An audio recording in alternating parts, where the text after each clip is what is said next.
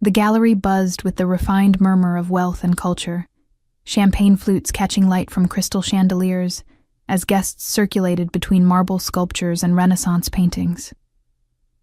I smoothed down my navy cocktail dress, conscious of the unfamiliar weight of borrowed jewelry at my throat, and tried not to feel like an imposter among Milan's elite.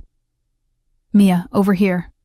Marco's voice cut through the sophisticated din, his familiar grin a welcome anchor in this sea of strangers. My cousin waved from beside a Caravaggio, his tailored suit somehow making him look both entirely comfortable and delightfully irreverent in this temple of high art. I wove through the crowd toward him, grateful for a friendly face. 8 months as Enzo Lombardi's personal assistant had brought me to many such events, always hovering at the periphery, never quite part of the glittering world I now orbited. Tonight was different. Enzo had business in Rome, leaving me to represent his interests at this charity auction supporting art restoration. The responsibility sat heavy on my shoulders, but the temporary freedom felt intoxicating. "You look like you're at a funeral, not a party," Marco teased, pulling me into a quick hug. "Relax. These people don't bite. Well, most of them don't." "Easy for you to say," I muttered. "You thrive in places like this. I'm just trying not to accidentally insult someone important or bid on something worth more than my yearly salary." Marco laughed, the sound warm and familiar. At 26, he'd already established himself as a sought-after interior designer among Milan's wealthy set, his natural charm opening doors that remained firmly closed to others. His dark eyes sparkled with mischief as he assessed me critically. "You need to own it more, cousin. You work for Enzo Lombardi. Do you have any idea how many people in this room would kill for 5 minutes of his time? You have direct access. That makes you powerful by proxy." I shook my head, uncomfortable with the implication. "I'm his assistant, Marco. I manage his calendar and handle correspondence. That's hardly powerful." "Mia, sweet, naive Mia." Marco slung an arm around my shoulders, pulling me close. "You underestimate yourself, as usual." A nearby photographer snapped our picture, the flash momentarily blinding. Marco grinned at the camera, perfectly at ease, while I blinked in surprise. The photographer moved on, already hunting his next shot. "That was unexpected," I said, watching him disappear into the crowd. "Social pages," Marco explained. "Every charity event has one. Your boss will probably see it in tomorrow's paper. Speaking of which, how is the mysterious Signor Lombardi? Still all brooding intensity and perfectly tailored suits?" Heat crept up my neck at the question. "He's fine, professional, busy." Marco's knowing look made me want to sink through the floor. "Uh-huh. And you're still pretending you don't feel anything when he's around?" "I don't know what you're talking about," I said too quickly. "Right. And I'm straight." Marco rolled his eyes. "Come on, Mia. I've seen the way your voice changes when you talk about him, the way you light up when he actually notices something you've done. You're falling for him." "I am not," I protested, but my voice lacked conviction. "It's completely inappropriate. He's my employer. He's 12 years older than me. And he's gorgeous, powerful, mysterious," Marco supplied helpfully. "Successful beyond measure, protective of you in ways that make me think he feels something too." I pulled away from his embrace, needing space. Enzo doesn't see me that way. To him, I'm just efficient, reliable, invisible. "If you say so," Marco's tone suggested he knew better. "But for what it's worth, invisible women don't get Cartier jewelry for their birthdays." "That was a professional gift," I said firmly, touching the delicate bracelet that had appeared on my desk 3 months ago, with a card in Enzo's precise handwriting. "For your continued excellence." I'd worn it every day since, unable to resist the foolish hope that it meant something more than employer appreciation.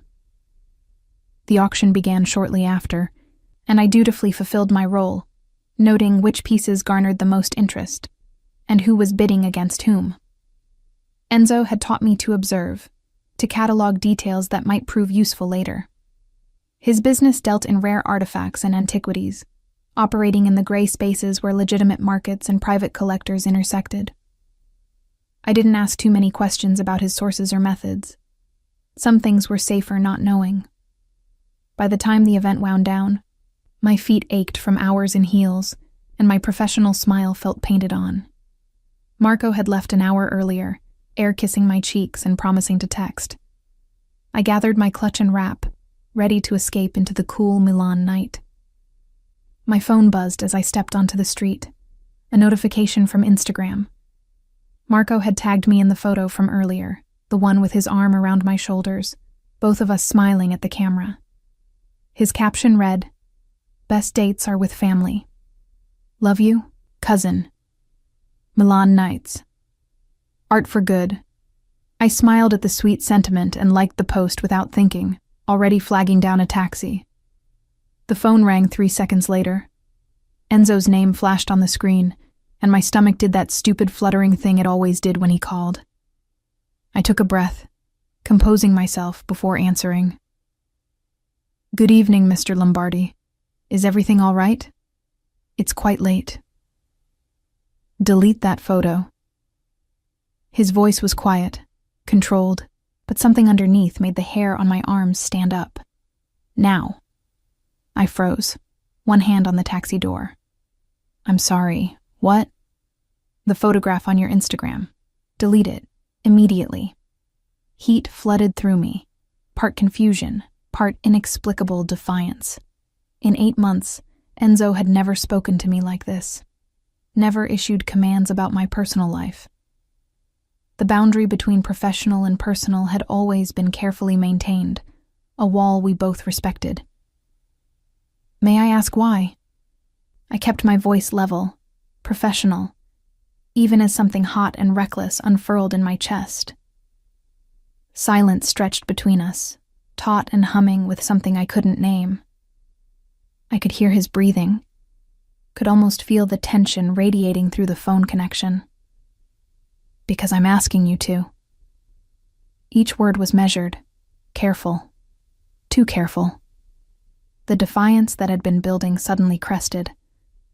Maybe it was the champagne I'd sipped throughout the evening. Maybe it was Marco's teasing about my feelings.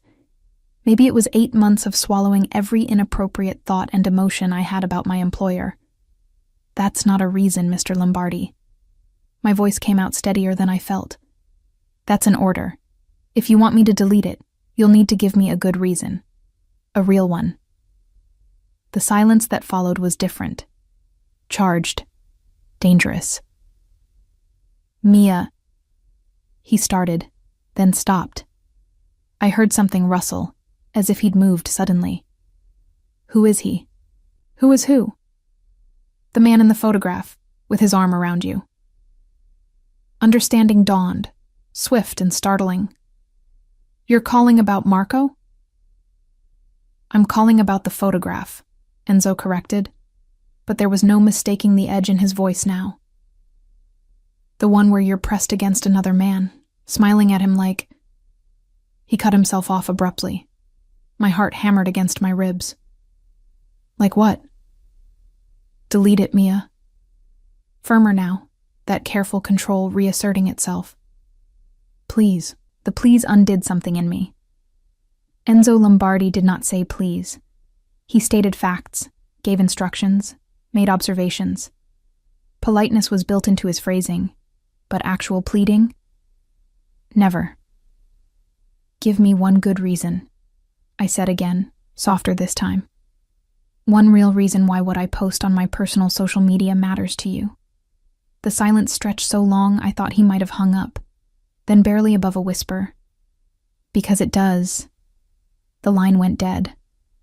I stood on the curb, phone still pressed to my ear, mind reeling. The taxi driver cleared his throat impatiently, and I waved him on, suddenly needing to walk, to process what had just happened. Enzo had seen the photo. Enzo had called immediately. Enzo had asked, no, demanded, that I remove it.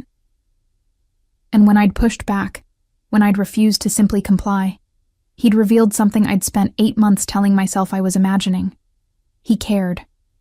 Not as an employer monitoring his employees' social media presence, but as something else. Something that made him call in the middle of the night from Rome. Something that put that dangerous edge in his usually unflappable voice. I pulled up the photo again, studying it with new eyes. Marco and I looked comfortable together, familial affection obvious in our easy poses. To someone who didn't know us, didn't know Marco was gay, didn't know we were cousins, it might look like something else. Might look like I was dating someone. Might look like I belonged to someone else. My finger hovered over the delete button. I lowered the phone without deleting anything. If Enzo wanted the photo gone, he could tell me why. He could admit that the boundaries we'd so carefully maintained were already blurred beyond recognition. He could stop pretending that this was merely professional interest. I walked back to my apartment, mind churning with possibilities and implications. Sleep eluded me that night, and every time I checked my phone, the photo remained, slowly accumulating likes and comments. None from Enzo's account, of course. He didn't do social media. But I knew he was watching. The next morning, I arrived at the office early, as always. The top floor of the converted Renaissance palazzo served as Enzo's headquarters, all exposed brick and modern glass, ancient and contemporary merged seamlessly. Usually the space felt like sanctuary. Today it felt like a trap. Enzo was already there, which surprised me. He wasn't due back from Rome until afternoon. He stood by the floor-to-ceiling windows overlooking the Duomo, his back to me, hands in the pockets of his perfectly tailored charcoal trousers. Even from behind, everything about him spoke of controlled power, of coiled strength held in check. "Good morning, Mr. Lombardi." I set my bag down at my desk, proud of how steady my voice sounded. "I wasn't expecting you until later. My business concluded early." He turned, and I fought not to react to the sight of him. At 34, Enzo Lombardi was devastating in ways that made my job both easier and infinitely more difficult. Dark hair swept back from a face all angles and intensity, olive skin, and gray eyes that seemed to see straight through me. This morning, those eyes were carefully blank, his expression giving nothing away. "The auction went well," I said, falling back on professional ground. "I have the full report ready for your review." "Good." He moved toward his office, then paused. "The photograph is still posted." "Yes." I met his gaze directly. "It is." Something flickered across his face, too quick to identify. "I see." He disappeared into his private office, closing the door with a soft click that somehow felt louder than a slam. The rest of the day proceeded with excruciating normalcy. Enzo conducted meetings, reviewed documents, made calls. I managed his schedule, handled correspondence, coordinated with clients and contacts across Europe and beyond. We maintained perfect professional distance, speaking only when necessary, never once acknowledging the phone call from the night before. It was torture. By evening, my nerves were frayed. I'd caught him watching me 3 separate times, but each time his gaze had been inscrutable, giving nothing away. The man who'd called me in the middle of the night, voice rough with something that wasn't quite anger, had disappeared behind the cool professional facade I'd come to know so well. "I'm leaving for the day unless you need anything else," I said at 7, gathering my things. Enzo looked up from his desk, where he'd been reviewing photographs of an illuminated manuscript. Mia. The use of my first name made me pause.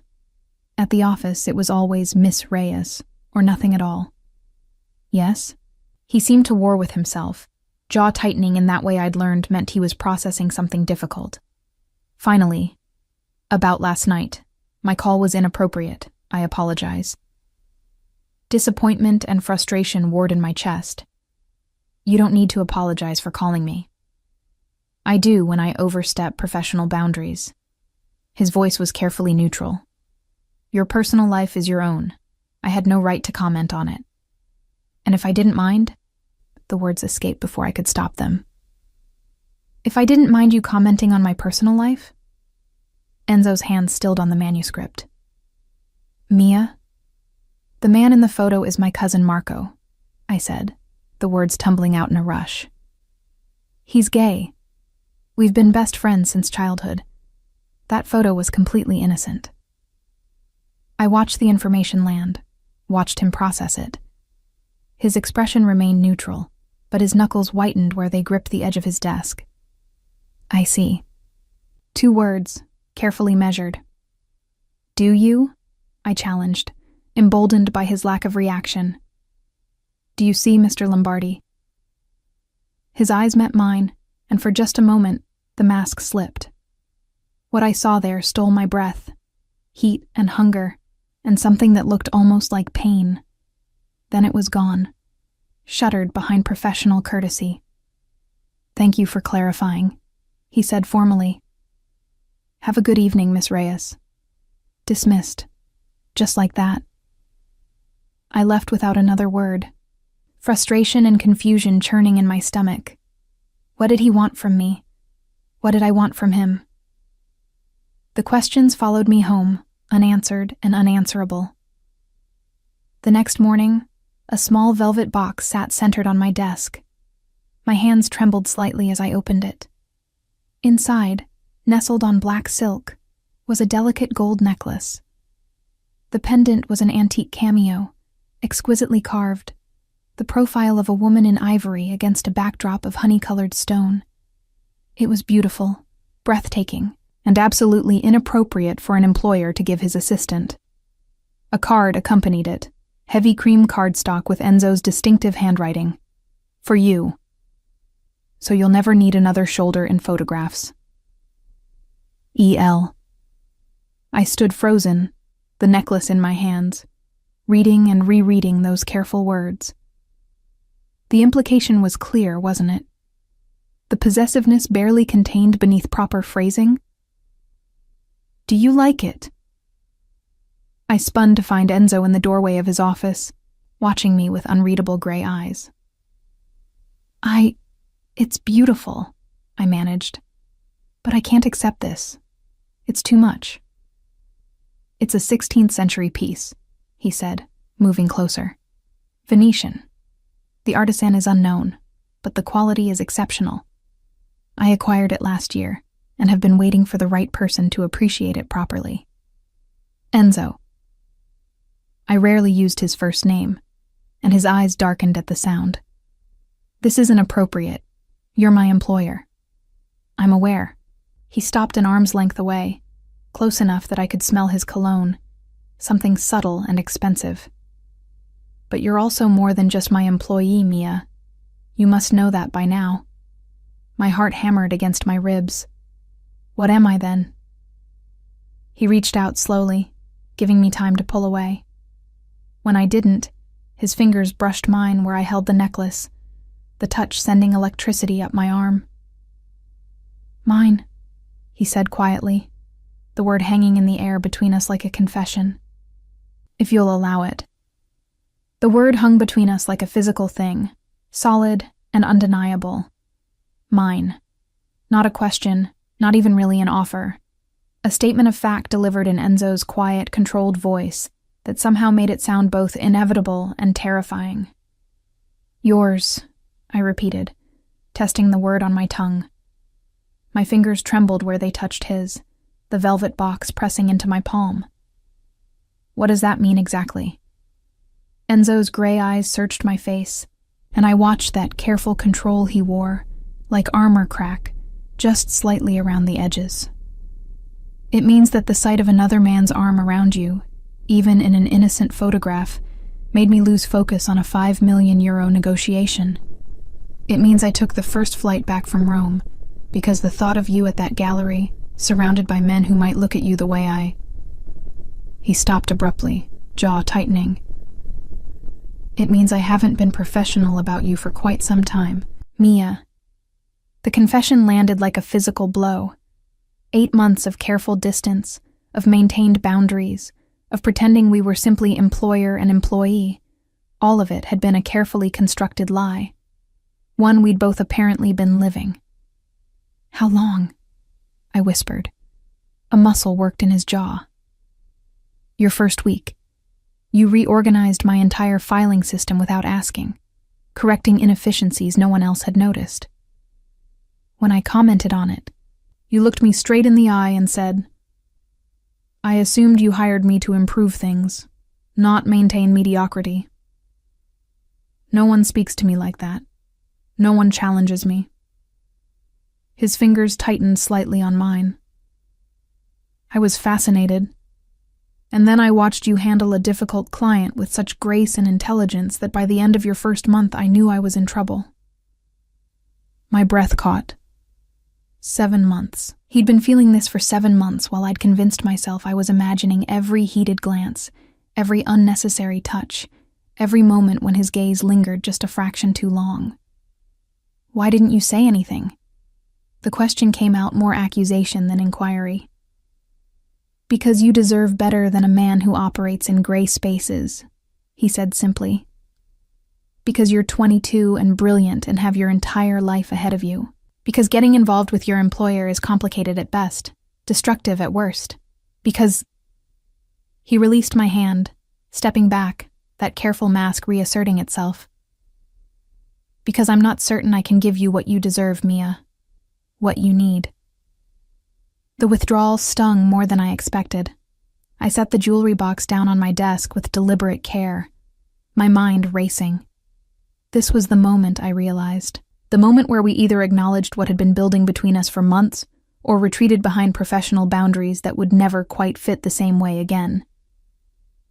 You don't get to decide what I deserve, I said, surprised by the steadiness in my voice. Or what I need. That's my choice, not yours. Enzo's eyes flashed with something hot and hungry before he controlled it. You should think carefully before making that choice. My world isn't clean, Mia.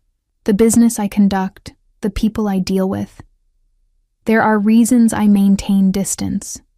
Reasons I keep my personal life completely separate. I know what you do, I said quietly. I've known for months. The antiquities you acquire don't always come through official channels. Some of your clients operate in spaces that make legitimate dealers nervous.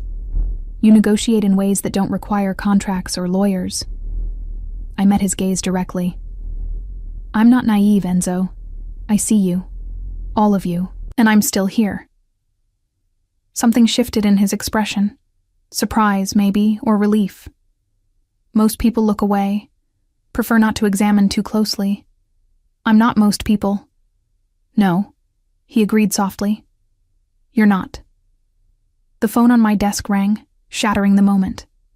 I answered automatically, falling into professional mode even as my heart raced. A client from Tokyo needed to reschedule a viewing. I handled it efficiently, aware of Enzo watching me the entire time, his expression unreadable. When I hung up, the air between us felt different. Charged still, but with a new understanding threading through the tension. I need you to understand something, Enzo said after a moment. If we cross this line, there's no going back to what we were. The dynamic changes. Everything changes. Maybe it needs to change, I countered. Maybe pretending there's nothing between us is more dangerous than acknowledging it.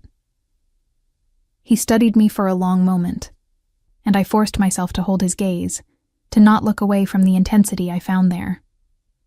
Finally, he moved to his office door, pausing in the threshold. Wear the necklace tomorrow, he said, not quite a command, but close.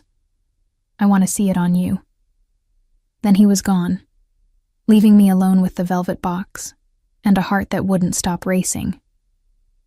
That night, I tried on the necklace 3 times. The antique cameo settled perfectly in the hollow of my throat, the gold chain delicate against my skin. It was beautiful and intimate and felt like a claim. When I finally took it off to sleep, I dreamed of gray eyes and dangerous promises. The next morning, I wore it. Enzo's reaction was subtle but unmistakable. A slight pause when I walked in, his gaze dropping to my throat, something fierce and satisfied flashing across his face before he controlled it. Good morning, Miss Reyes. Good morning, Mr. Lombardi. The formality felt absurd now, a remnant of boundaries we'd already crossed, but neither of us suggested changing it. Not yet. The day proceeded normally until mid-afternoon, when Enzo emerged from a conference call looking distinctly displeased. "We need to attend an event tonight," he said without preamble. "The Santoro Foundation Gala. It's important we make an appearance." I pulled up his calendar. "That's not in your schedule." "Last-minute invitation. Hiroshi Sato will be there." The way he said the name carried weight. He's been attempting to acquire the same Byzantine manuscript I'm negotiating for. His presence at an event I'm known to support suggests he wants to make contact. I recognized the name, a Tokyo-based collector with a reputation for aggressive acquisition tactics. "Do you want me to prepare briefing materials?" "I want you to accompany me." The statement was delivered calmly, but I caught the undertone. As my guest, not my assistant. My pulse kicked up. "Enzo." "It's strategic," he continued, his expression revealing nothing. "Sato is known for bringing companions to business functions. He uses social settings to assess competitors. If I attend alone, it signals weakness. If I bring someone..." He trailed off meaningfully. "It signals that you're not vulnerable to his particular brand of manipulation," I finished, understanding. He apparently likes to use attractive women to distract business rivals during negotiations. Something dangerous flashed in Enzo's eyes. "You've been reading the research files." "I read everything you give me access to." I kept my voice level despite my racing heart.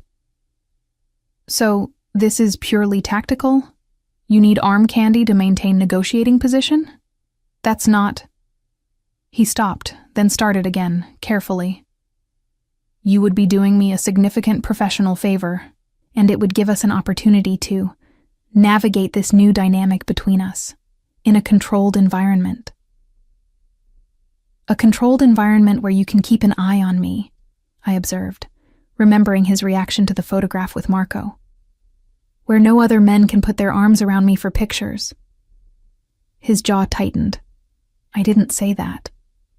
"You didn't have to."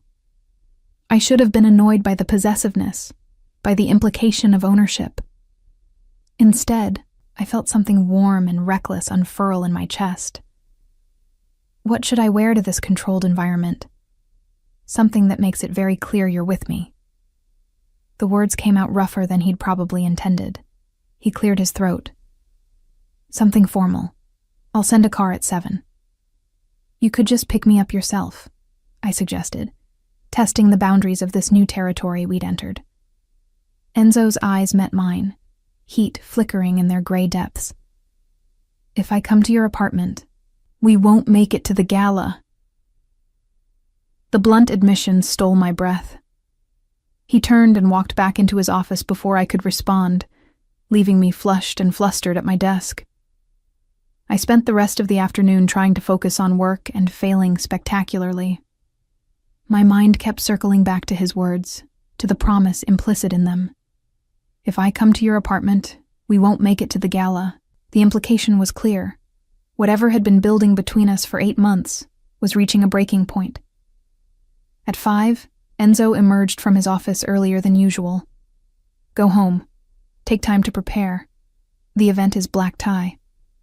He hesitated, then added more softly, "And Mia, thank you for agreeing to this." The genuine gratitude in his voice made my chest ache. "It's just a gala, Enzo. It's more than that." His gaze held mine for a moment, that stretched and hummed with unspoken meaning. "We both know it is." I did go home, and I did take time to prepare. The black dress I'd purchased for special occasions hung in my closet, simple but elegant, with a neckline that would showcase Enzo's necklace perfectly. I spent longer than necessary on my hair and makeup, telling myself it was just professional presentation while knowing it was so much more. The car arrived exactly at 7, a sleek Mercedes with a driver I didn't recognize. The ride to the venue gave me time to spiral into second-guessing. What was I doing? Getting involved with my employer was complicated enough, but with someone like Enzo, someone who operated in the shadows, who negotiated in ways that made conventional dealers nervous, it was potentially dangerous. But then I remembered the way he'd looked at me that morning, the careful control cracking to reveal something raw and real underneath. The way he'd said mine like it was both confession and question. The way 7 months of professional distance had apparently been as torturous for him as it had been for me. I was still justifying my decisions when the car pulled up to the venue, a historic palazzo converted into an event space, all marble columns and frescoed ceilings. Guests in evening wear climbed the grand staircase, and I suddenly felt very young and very out of my depth. Then I saw Enzo. He stood at the top of the stairs, hands in his pockets, perfectly at ease in a black tuxedo that looked like it had been created specifically for him. His dark hair was swept back, emphasizing the strong lines of his face, and when his eyes found me climbing toward him, everything else fell away. He descended 2 steps, offering his hand. I took it, and the contact sent electricity racing up my arm. "You look beautiful," he said quietly, his gaze dropping to the necklace at my throat. Something possessive and satisfied flickered across his face. "Perfect." "You clean up fairly well yourself," I managed, trying for levity despite my racing pulse. His mouth curved in a rare smile. "Shall we?" He offered his arm, and I took it, hyper-aware of the solid warmth of him beside me, the subtle scent of his cologne, the way his hand covered mine where it rested in the crook of his elbow. We entered together, and I felt eyes turn toward us, assessing, curious, calculating. Enzo moved through the crowd with easy confidence, nodding to acquaintances, introducing me simply as Miss Reyes, my associate. But the way his hand never left the small of my back told a different story. "Lombardi, I was hoping you'd make an appearance." We turned to find a man in his mid-40s approaching, his smile not quite reaching his eyes. He was handsome in a calculated way, everything about him precisely curated from his custom suit to his artfully styled hair. "Sato," Enzo acknowledged with a slight nod. "I heard you'd be attending tonight. Couldn't miss an opportunity to support such a worthy cause." Hiroshi Sato's gaze slid to me, assessing in a way that made me want to step closer to Enzo. "And who is this lovely creature?" "Mia Reyes," I said before Enzo could respond, extending my hand. "I work with Mr. Lombardi." Sato took my hand, holding it just a fraction longer than necessary. "Fortunate man to have such beautiful assistants. Tell me, Miss Reyes, are you interested in antiquities, or is your interest purely professional?" The innuendo was subtle but unmistakable. I felt Enzo tense beside me, his hand tightening almost imperceptibly on my back. "I find the intersection of history and commerce fascinating," I replied smoothly, extracting my hand.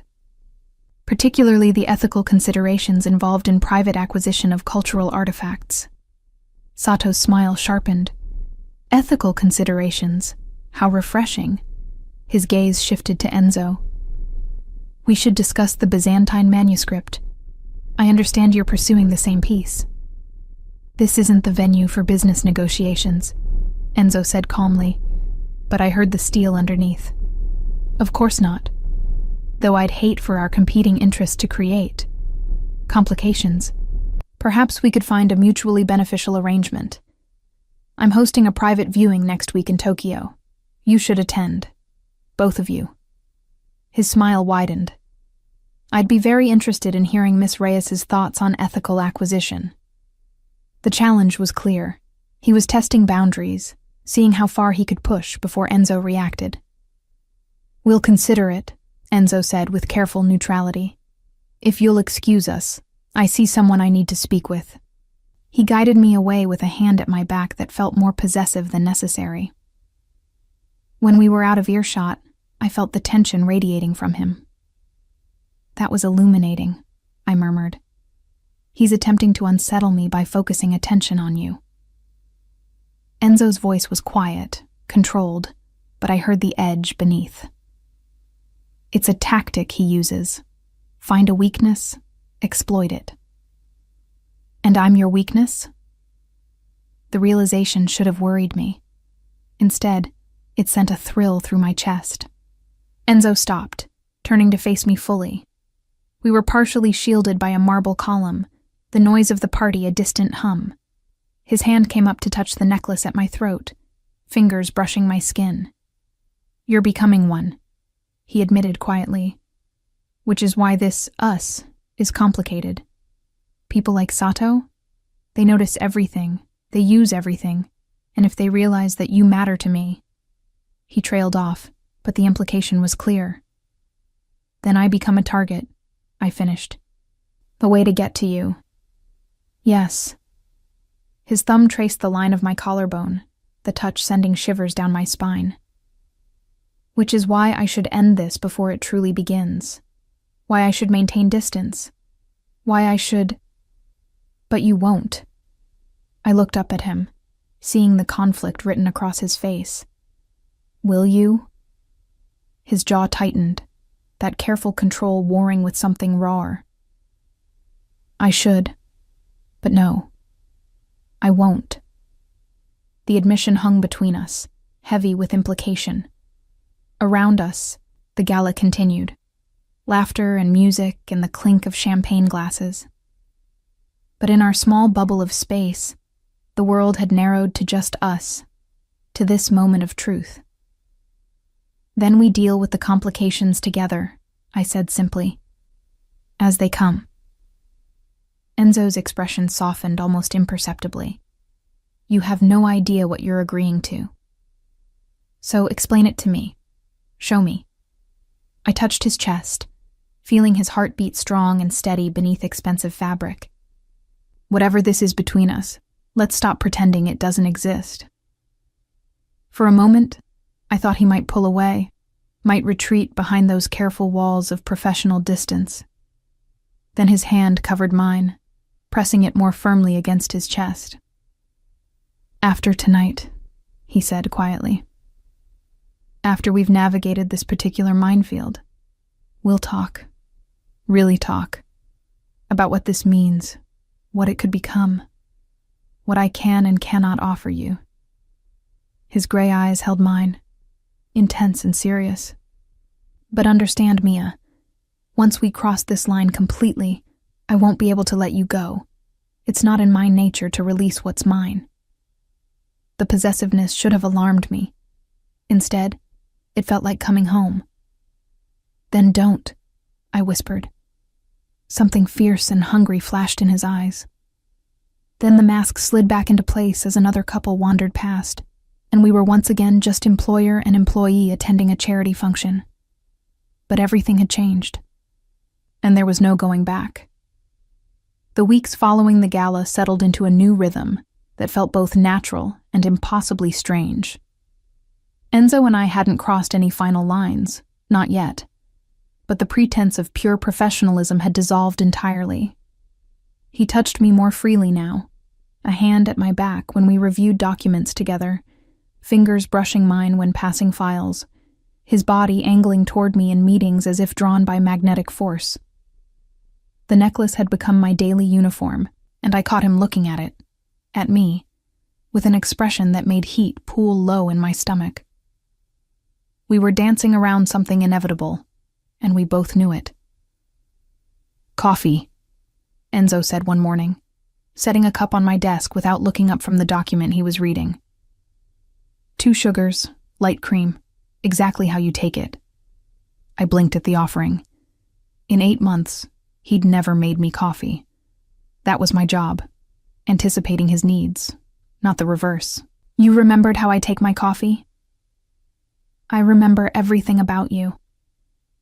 He said it absently, still focused on whatever he was reading, as if the admission wasn't earth-shaking.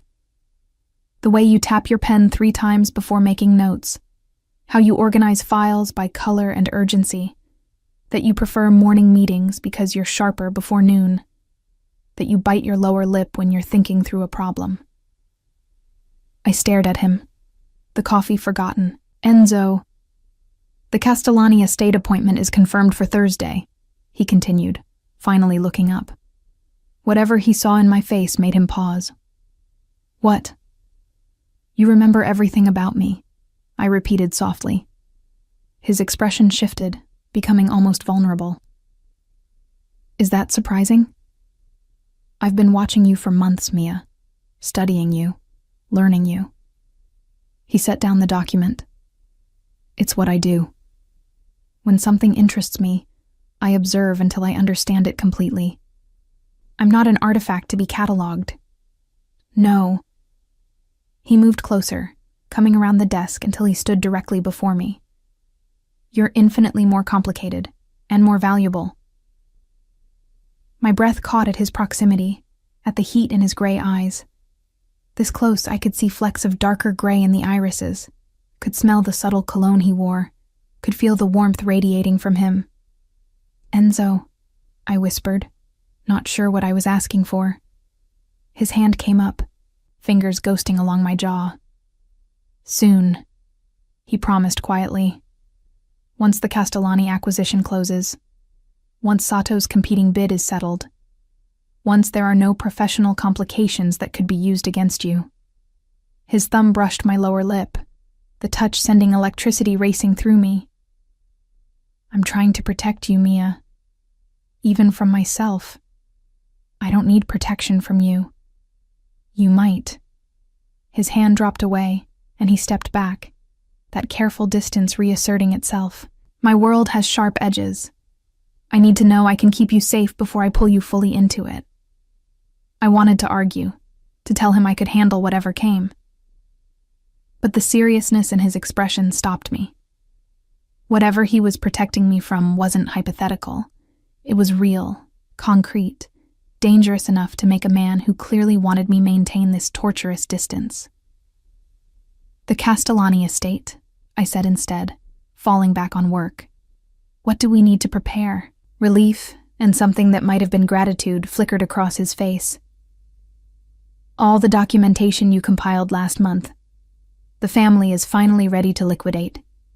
If we secure the collection, it will be the most significant acquisition of the year. I threw myself into preparation, grateful for the distraction. The Castellani estate contained Renaissance bronzes, illuminated manuscripts, and a collection of Venetian glass that museums had been trying to acquire for decades.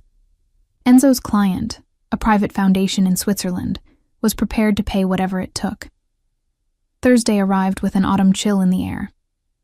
Enzo had arranged for us to drive to the estate together, a 2-hour journey into the countryside outside Milan. I dressed carefully in a charcoal suit that was professional yet elegant, the cameo necklace my only jewelry. The car Enzo sent was different from his usual, an armored Mercedes with darkly tinted windows. When I questioned it, he simply said, "Precaution.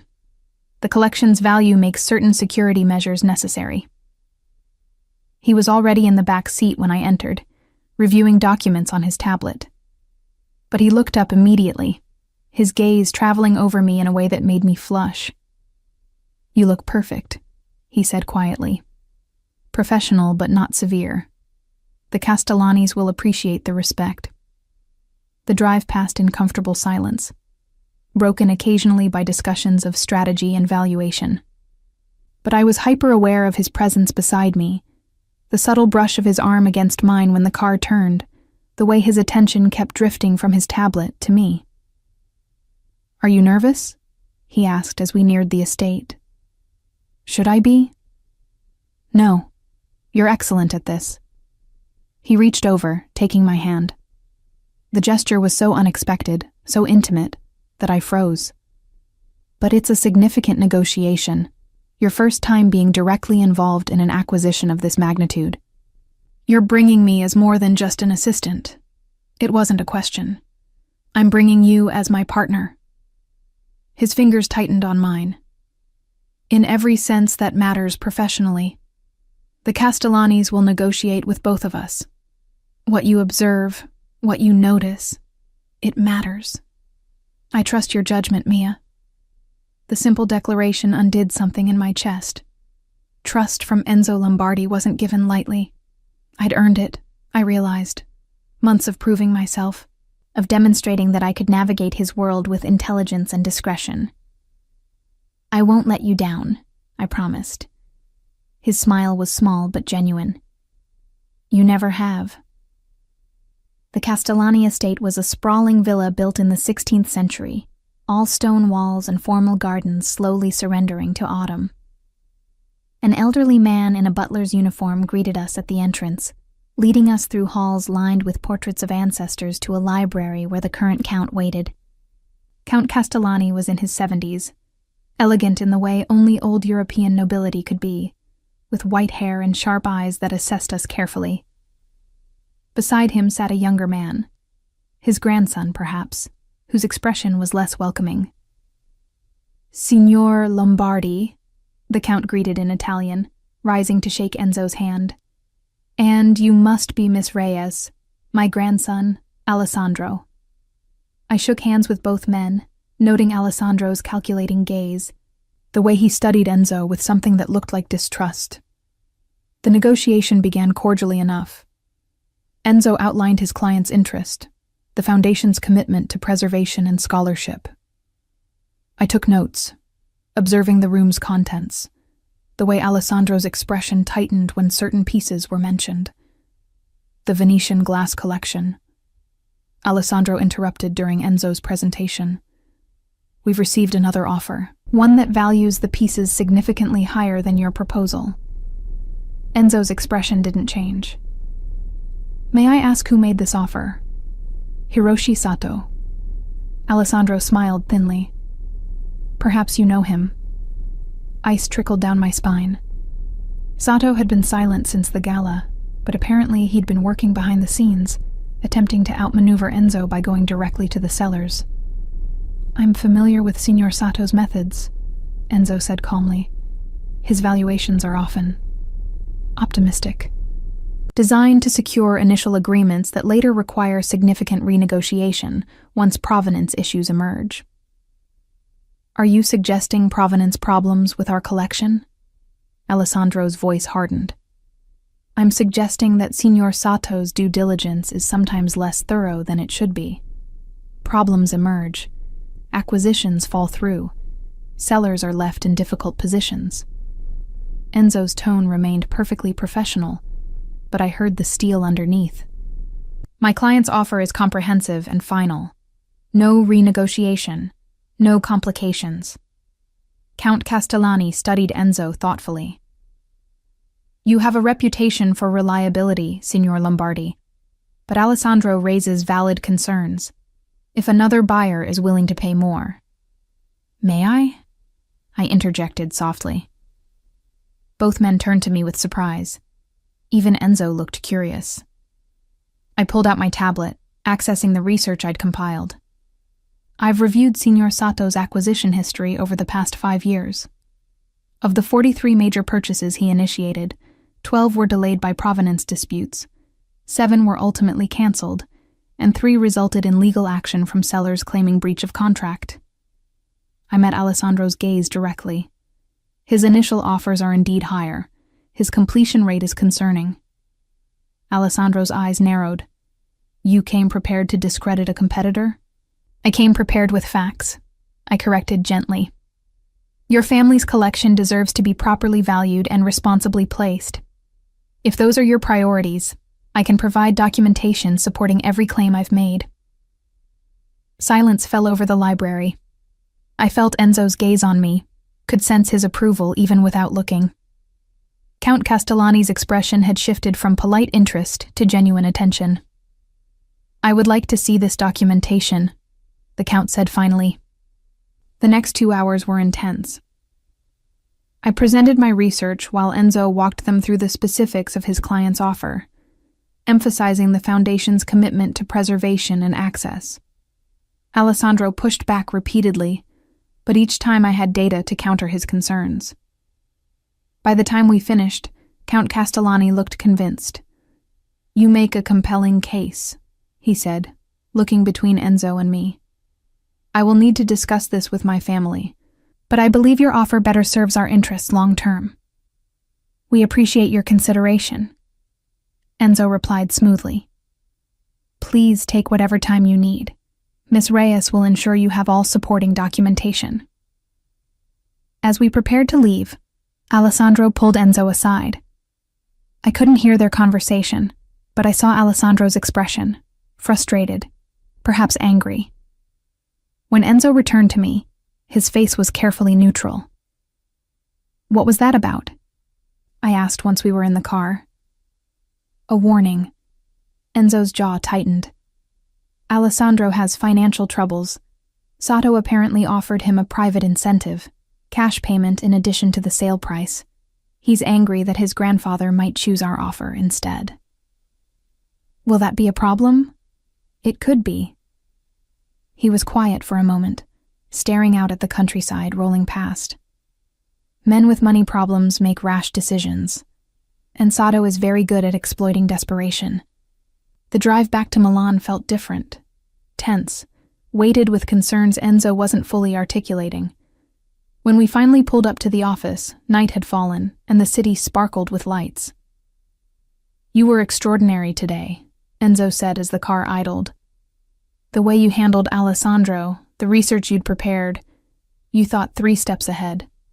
Like you've been doing this for years instead of months. I learned from the best, I said softly.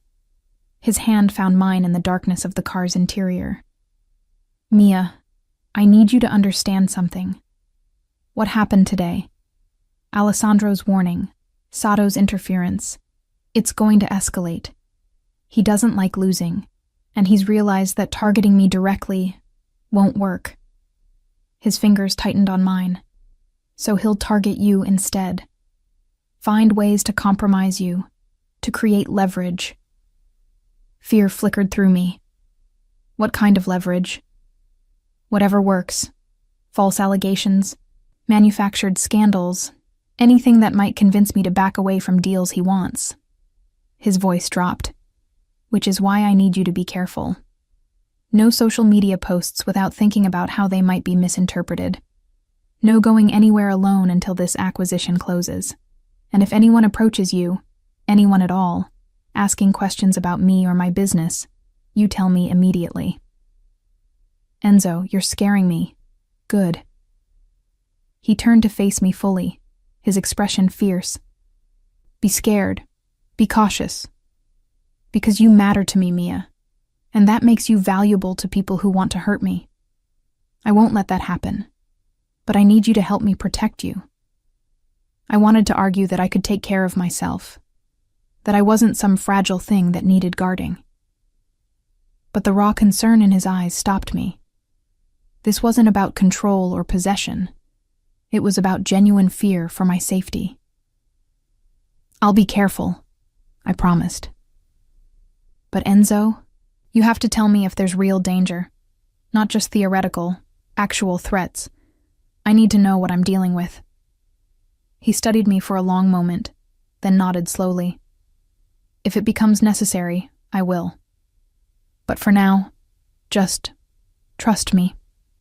Let me handle Sato and whatever moves he makes next.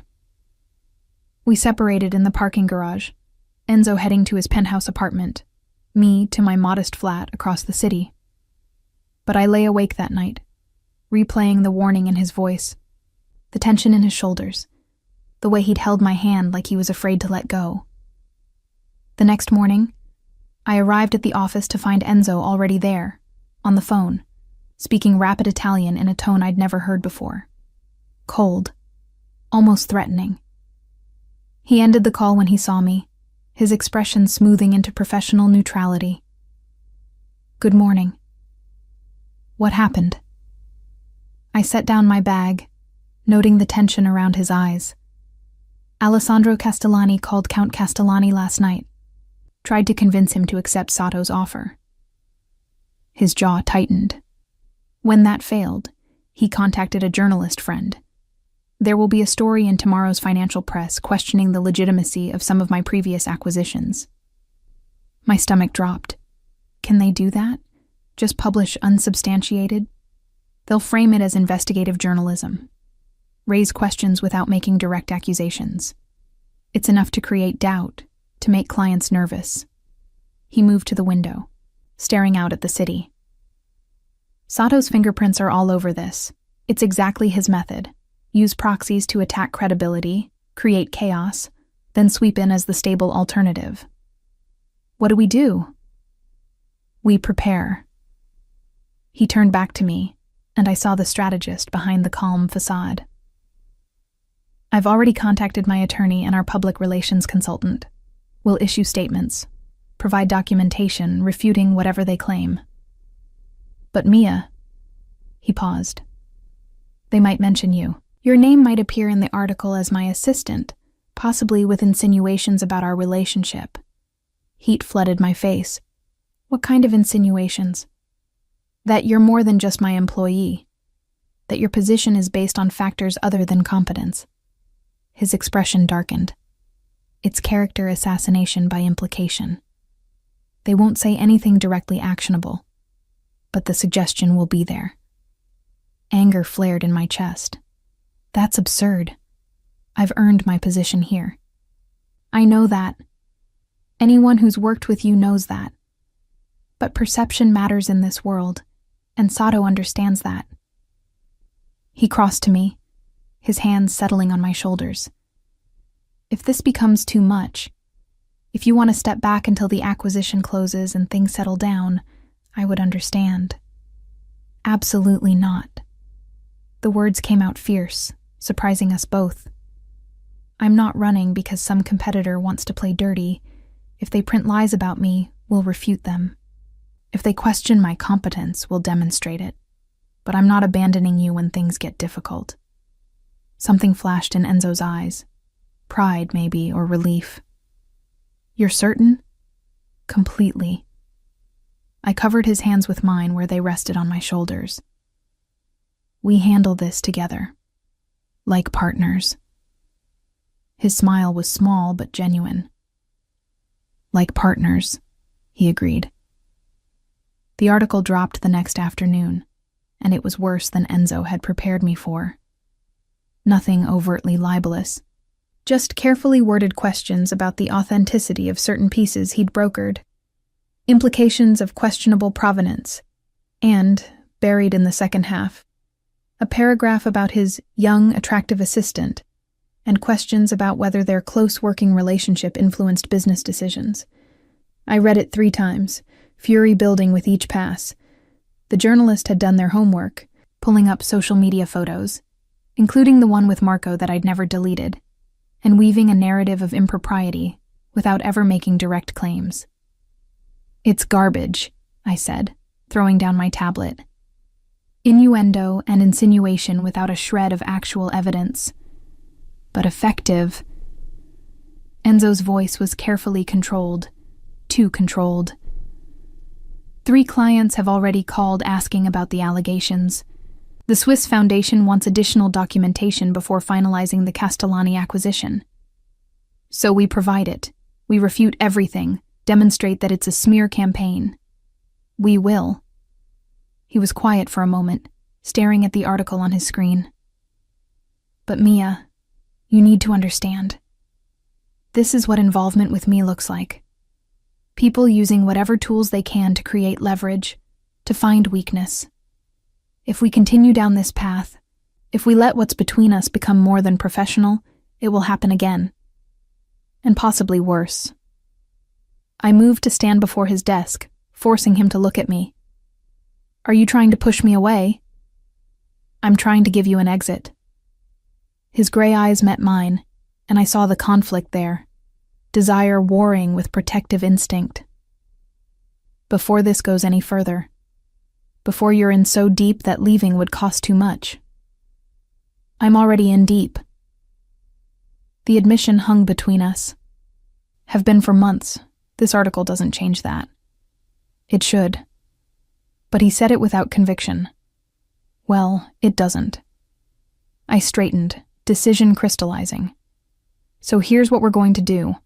We're going to release a statement refuting the acquisition questions with documentation. We're going to have your attorney send a letter to the publication noting the unsubstantiated nature of the personal implications. And then we're going to close the Castellani deal and show Hiroshi Sato that his tactics don't work. Enzo stared at me for a long moment. Then, slowly, a real smile spread across his face. When did you become so fierce? I learned from watching you. I returned the smile, feeling something settle into place between us. Besides, I'm protecting what's mine too. His expression shifted at that, heat replacing concern. Yours? Well, you claimed me first. Seems only fair. The laugh that escaped him was genuine, surprised. Fair, he repeated, standing and moving around the desk. I'm not sure anything about this is fair, Mia. Not to you. Let me worry about what's fair to me. I tilted my head back to meet his gaze as he stopped before me. Right now, I'm more concerned with making sure Sato doesn't win. He won't. The certainty in Enzo's voice was absolute. Because we have something he doesn't. What's that? His hand came up, cupping my face. The truth, and each other. Then he kissed me. It wasn't gentle or tentative. It was claiming, possessive, 8 months of restraint finally breaking. His mouth was hot and demanding against mine, his hand sliding into my hair, tilting my head to deepen the kiss. I melted into him, my hands fisting in his shirt, every nerve ending lighting up with sensation. When we finally broke apart, both breathing hard, his forehead rested against mine. No more distance, he murmured. No more pretending. I won't keep doing this dance, Mia. You're mine, and I'm yours. Whatever comes, we face it together. Together, I agreed, the word a vow. Outside, the sun set over Milan, painting the sky in shades of amber and gold. Inside Enzo's office, we stood wrapped in each other, finally acknowledging what had been building between us from the very beginning. The complications weren't over. Sato would make more moves. There would be more articles, more attempts to create leverage. But we would face them as what we'd always been destined to become, partners in every sense that mattered. And somehow, that made everything feel possible. The kiss changed everything and nothing. We were still professional at the office, mostly, but the careful distance had evaporated entirely. Enzo touched me freely now, his hand at my back when we reviewed contracts, fingers brushing mine when passing documents, his body gravitating toward me in meetings like a compass finding north. The difference was that now I touched back, a hand on his arm when making a point. My shoulder pressed against his when we worked side by side. Small intimacies that felt monumental after months of restraint. You're smiling at your coffee, Enzo observed one morning, his own mouth quirking. Should I be concerned about the competition? Just happy, I admitted, meeting his gaze over the rim of my cup. 3 weeks had passed since the article, since our kiss, since we'd finally stopped pretending. 3 weeks of navigating this new territory between us, still professional, but with undercurrents of something deeper, more permanent. His expression softened. Good. You should be happy. He glanced toward his office door, then back to me, something heated flickering in his gray eyes. We're having dinner tonight. My apartment. I'll cook. You cook? I'm full of surprises, Mia. He moved closer, close enough that I could smell his cologne, feel the warmth radiating from him. 7 o'clock. Don't be late. Then he was gone, leaving me flushed and anticipating at my desk. The day proceeded with unusual normalcy. No crisis calls, no competing bids, no attempted sabotage from Sato. The Castellani acquisition was proceeding smoothly. Count Castellani had accepted our offer despite his grandson's objections. The article's impact had been minimal once we'd released comprehensive documentation. Enzo's reputation had weathered the attack intact. Almost too quiet, I thought as I organized files that afternoon. In my months working for Enzo, I'd learned that silence from competitors usually meant something was brewing beneath the surface.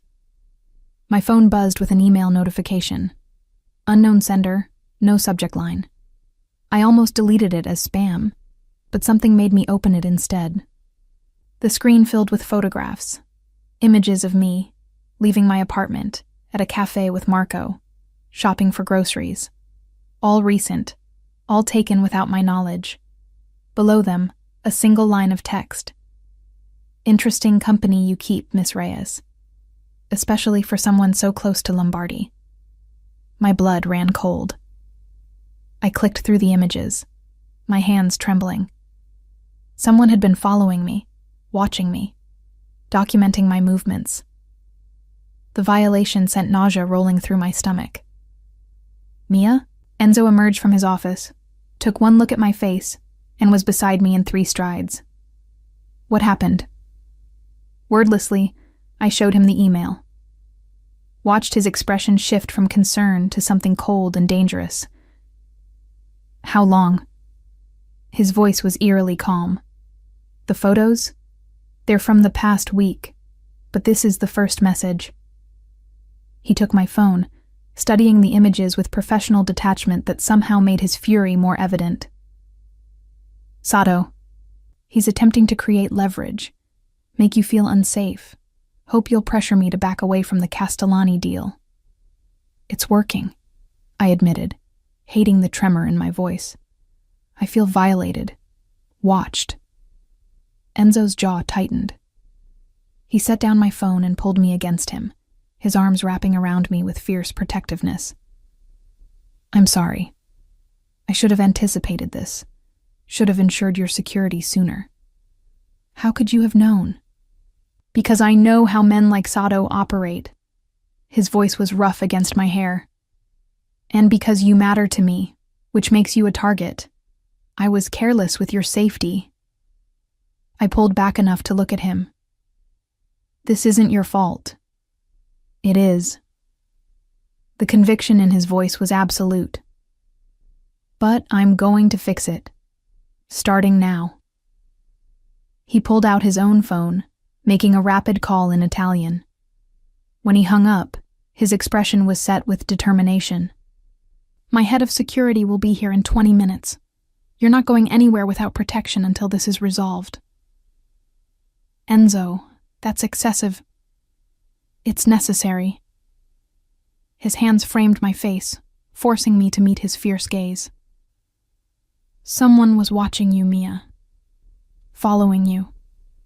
Taking photographs without your knowledge. That's not just intimidation. It's a threat. And I will not take chances with your safety. Not ever.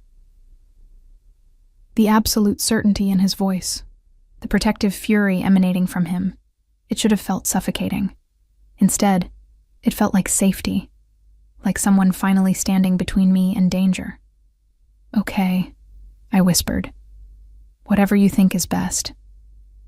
Relief flashed across his face. Thank you for trusting me. Giulio, Enzo's head of security, arrived exactly 20 minutes later, a compact man in his 50s with alert eyes and an economy of movement that suggested military background. He reviewed the email, asked pointed questions about my routine, and made notes on his phone. Standard intimidation protocol, he assessed. The photography is professional quality but not military-grade surveillance. Whoever Sato hired is competent but not exceptional. We can handle this. I want someone on her around the clock, Enzo said. Marco for days, Sophia for nights. They're both cleared for close protection work. Already arranged, Giulio confirmed. Miss Reyes, I'll need your schedule. Preferred routes. Regular locations. The more information I have, the better I can ensure your safety. I provided what he needed, still slightly dazed by how quickly Enzo had mobilized resources. Within an hour, I had 2 additional people in my life. Marco, not my cousin, a different Marco which would be confusing, and Sophia, both professional and unobtrusive, but clearly competent. "This is surreal," I murmured to Enzo once Giulio had left to coordinate details. "This is necessary." He pulled me back into his office, closing the door for privacy. "Mia, I need you to understand something. Sato sending those photographs? That's not the end of his play. It's the beginning. He's testing boundaries, seeing how far he can push before I react." "And how will you react?" Something cold and dangerous flickered in his eyes. "By showing him that touching what's mine has consequences. I don't want you to do anything illegal." The words tumbled out in a rush. "Or violent. Or anything that could come back on you." His expression softened at my concern. "I won't. My response will be perfectly legal and entirely devastating. But it will send a clear message. You are off limits. Forever." The possessiveness in his voice sent heat spiraling through me despite the circumstances. "And what message are you sending to me?" "That I protect what I care about." He stepped closer, his hands settling on my waist. "That I will move heaven and earth to keep you safe. That you matter more than any acquisition, any business deal, any—" He stopped, something vulnerable flashing across his face. "Than anything, Mia. You matter more than anything." The declaration stole my breath. "Enzo, I love you." The words were quiet, certain, absolute.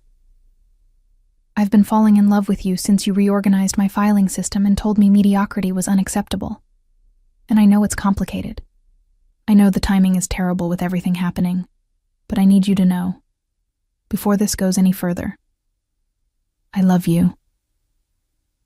Tears pricked my eyes. "I love you too. I think I have for months, but I was afraid to admit it.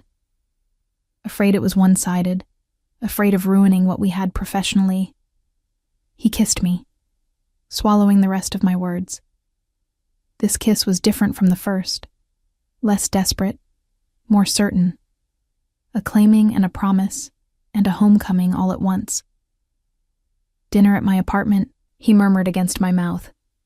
"Still on, but we're moving it to 6 instead of 7 so you have more daylight for the trip over." "Practical and romantic," I teased, trying to lighten the mood. "I'm nothing if not efficient." His smile was small but genuine. "And Mia, wear the necklace. I want to see you wearing nothing but that tonight." Heat flooded through me at the implication. Presumptuous. Hopeful. His thumb brushed my lower lip. "But if you're not ready—" "I'm ready." I cut him off. "I've been ready. I'm just nervous. You're my first—" I stopped, embarrassed. Understanding dawned in his eyes, followed by something fierce and possessive. "Your first?" I nodded, unable to meet his gaze. "I know. Pathetically inexperienced for 23. Perfect." His voice was rough. "Absolutely perfect. And Mia, I'll take care of you. Every step, every moment. I promise." The sincerity in his words, the care, it made my chest ache with feeling. "I trust you." "Good." He stepped back, clearly forcing himself to return to professional mode. "Because right now, I need you to help me destroy Hiroshi Sato's credibility once and for all." The shift from personal to business was jarring but welcome. I needed the distraction, the focus. "What do you need?" "Everything you can find on his past acquisitions. Every questionable deal. Every buyer who felt deceived. Every piece with disputed provenance. We're going to compile a comprehensive report and release it to every major dealer and institution in Europe and Asia." That's aggressive. But even as I said it, I was already opening my laptop, fingers flying across keys. "He came after you." Enzo's voice was cold steel. "He made this personal. Now he'll learn what that costs." We worked through the afternoon, compiling documentation, verifying sources, building an airtight case against Sato's business practices. By 5, we had a 40-page report that would devastate his reputation in the antiquities world.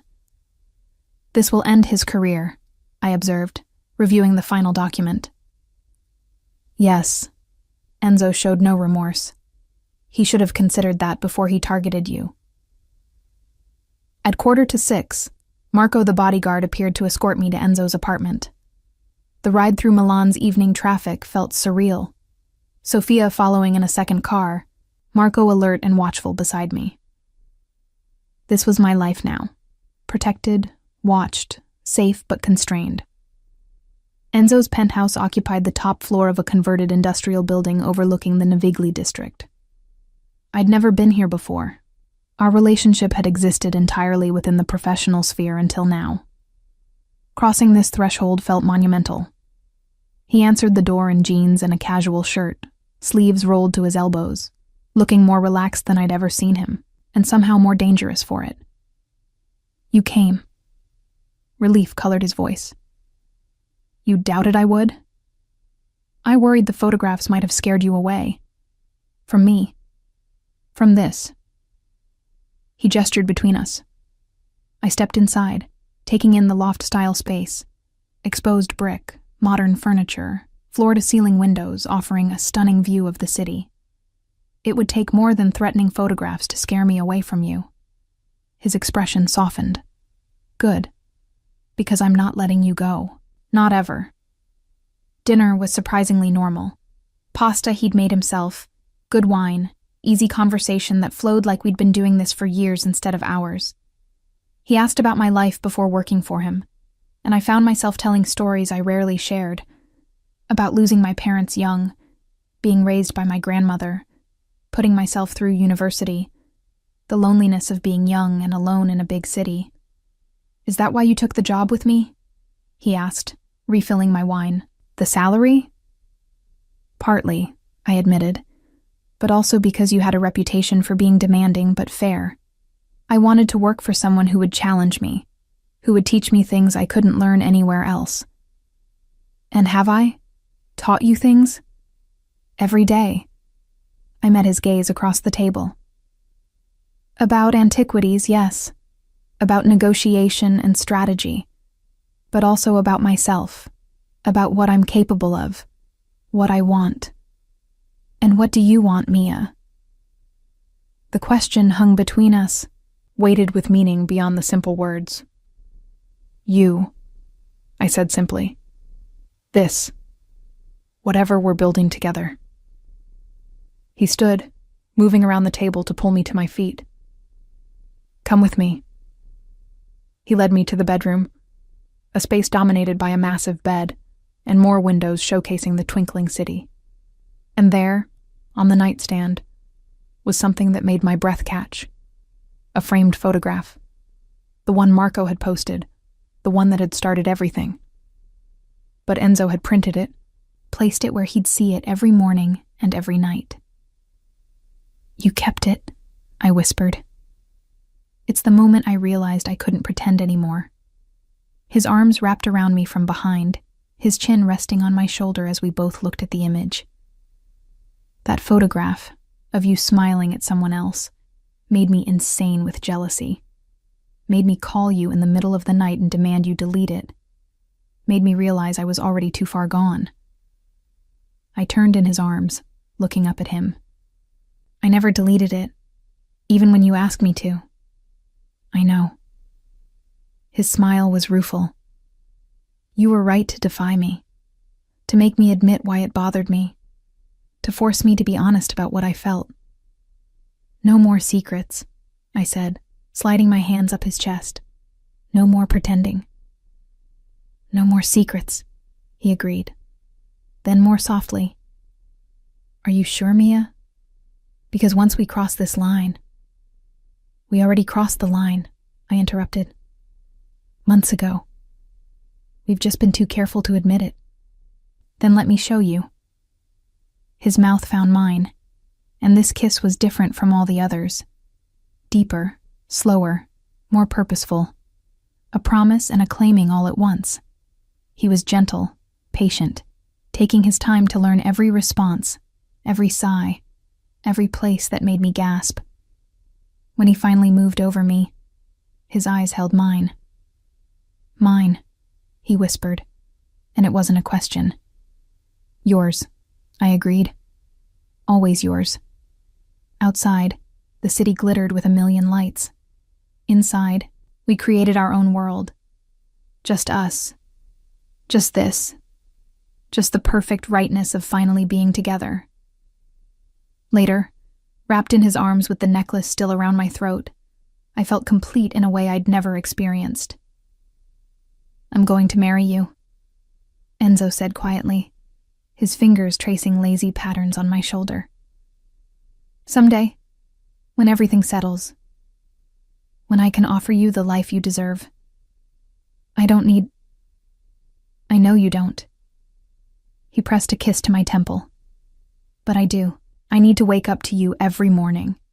Need to know you're mine in every way that matters legally and emotionally.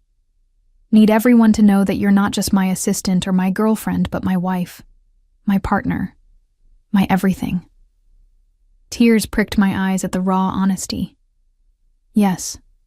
Yes?" He pulled back to look at me, surprise and joy warring in his expression. "Yes, I'll marry you. Someday. When everything settles."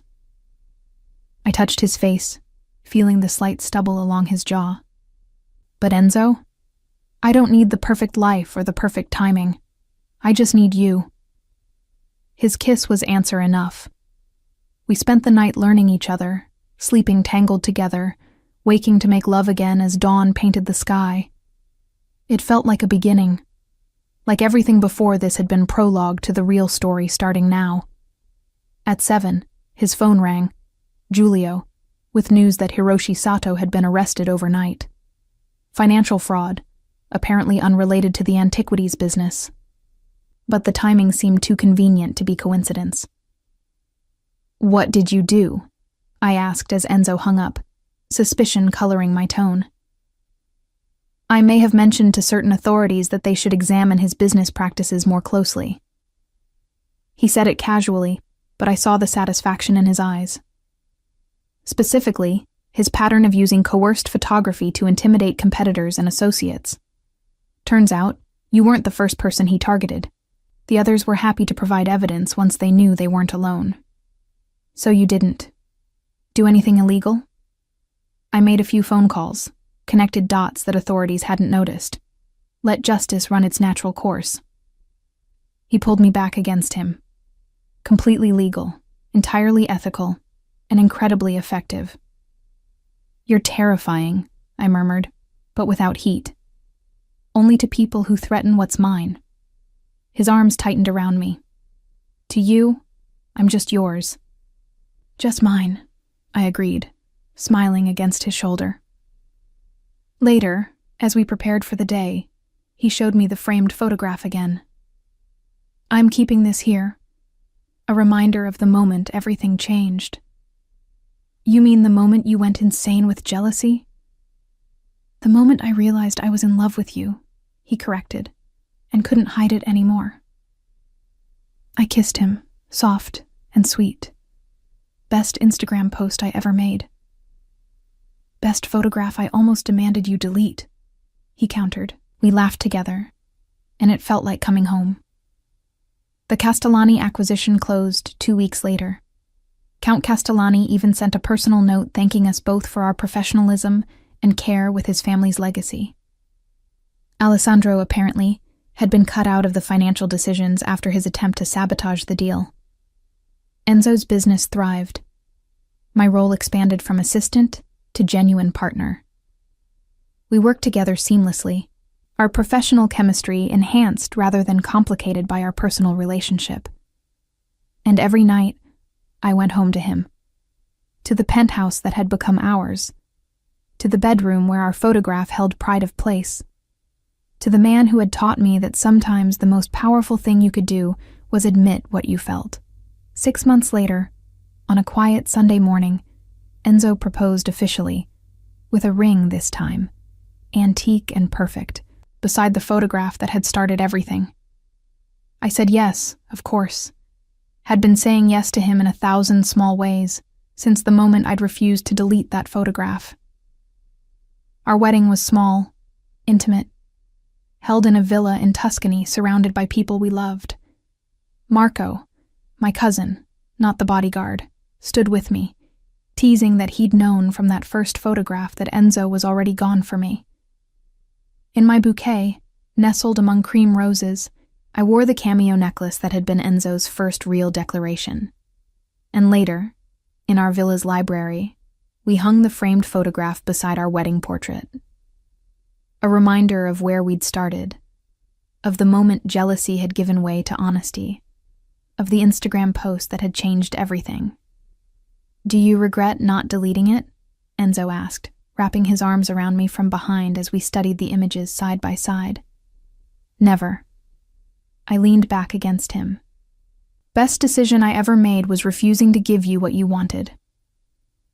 "You gave me everything I wanted," he corrected.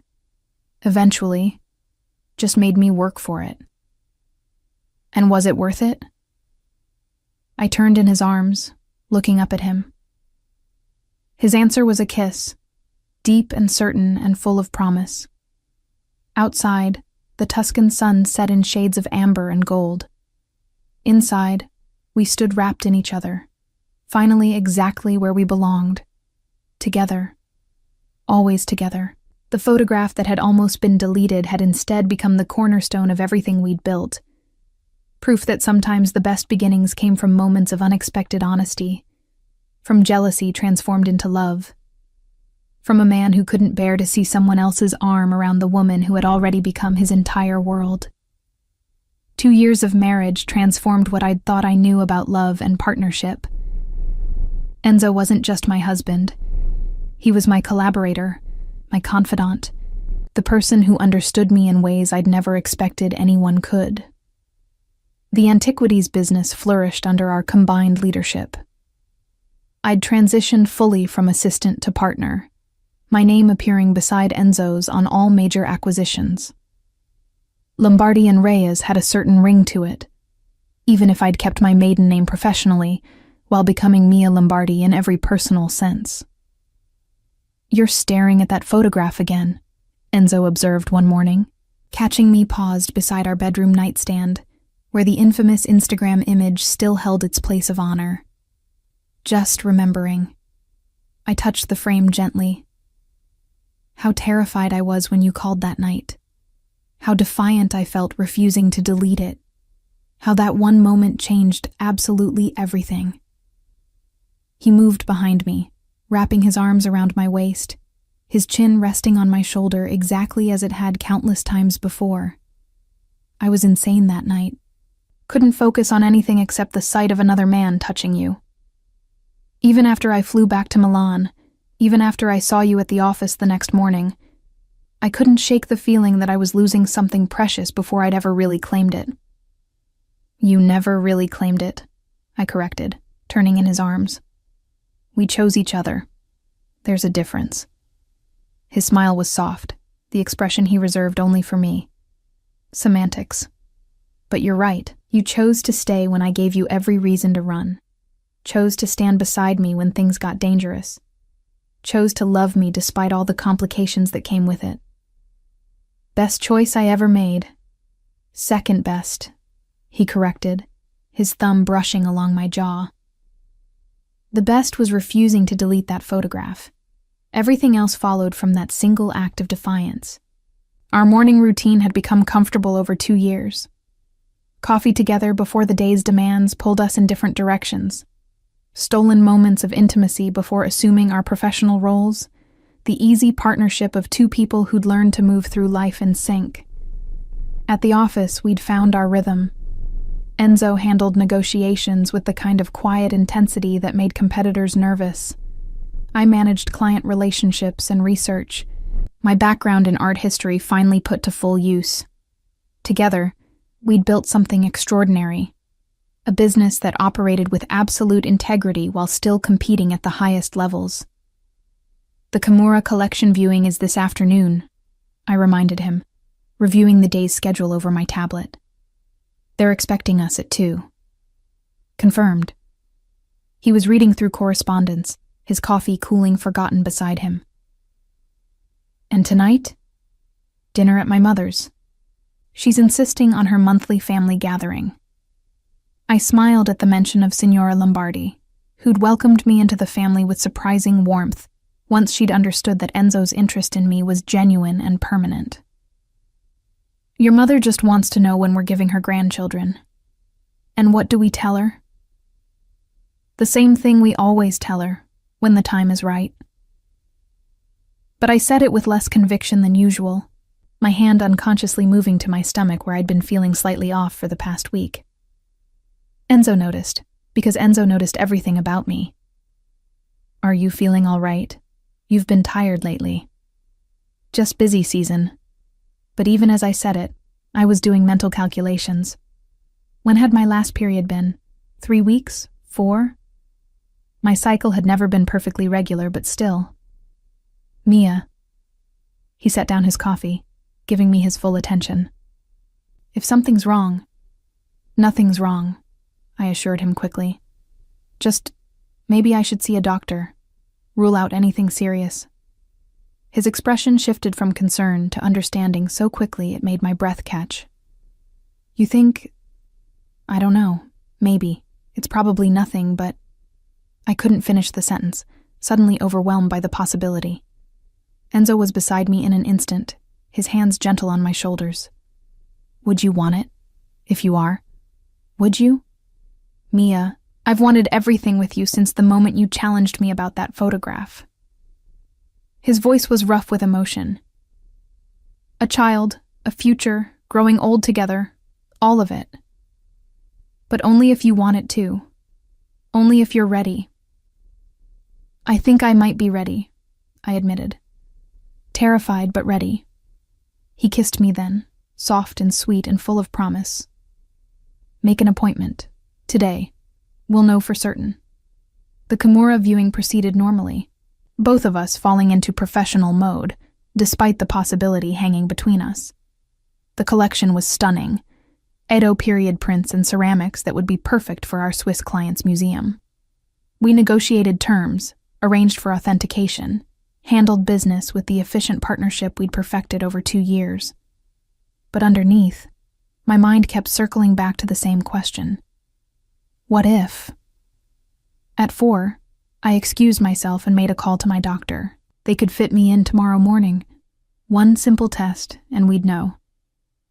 That evening at his mother's home in the Milan suburbs, I watched Enzo interact with his nieces and nephews, patient with their questions, playful in a way he rarely showed others, completely at ease despite the chaos of children running through every room. He'll be a wonderful father, Signora Lombardi observed, appearing beside me with characteristic stealth. When you're ready to give him that gift. I looked at my mother-in-law, this elegant woman who'd raised a son capable of both ruthless business tactics and tender devotion. Were you afraid? When you first had children? Terrified, she admitted. Every parent is. But Mia, you and Enzo, you've built something solid. Whatever comes next, you'll handle it together. That's what marriage is. Facing the unknown with someone who loves you enough to walk through fire beside you. Her words stayed with me through dinner, through the drive home, through Enzo's careful attention, that told me he was just as anxious about tomorrow as I was. The next morning arrived with autumn chill in the air. We drove to the doctor's office together, Enzo's hand wrapped around mine the entire way. The test was simple. The wait for results felt eternal. When the doctor returned, her smile told us everything before the words did. Congratulations, you're about 6 weeks along. Everything looks healthy and normal. The world tilted, then righted itself in an entirely new configuration. Pregnant. I was carrying Enzo's child, our child. You're certain? Enzo's voice was steadier than mine would have been. Completely. We'll want to schedule regular checkups, but preliminary indicators are all positive. The doctor continued talking, about prenatal vitamins and diet and what to expect. but I heard it through a haze of shock and joy. In the car afterward, Enzo and I sat in stunned silence. "We're having a baby," I finally said, testing the words.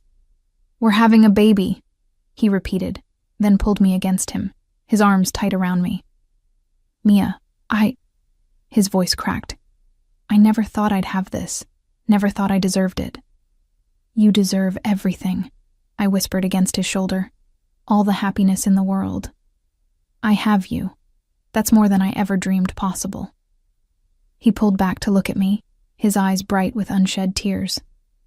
"And now this. You've given me everything, Mia. Everything." We told his mother that evening, unable to keep the secret even one day. Her joy was instantaneous and overwhelming.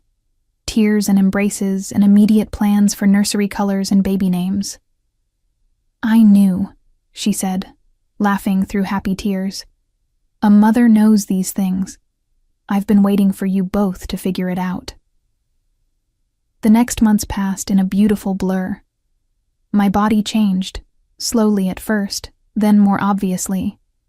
Enzo was attentive to the point of obsessive, monitoring my diet, ensuring I rested enough, adjusting our work schedules to accommodate doctor's appointments, and the exhaustion that came with growing a human. "You're being ridiculous," I told him one afternoon when he insisted I elevate my feet during a client video conference. "I'm being appropriately concerned," he corrected.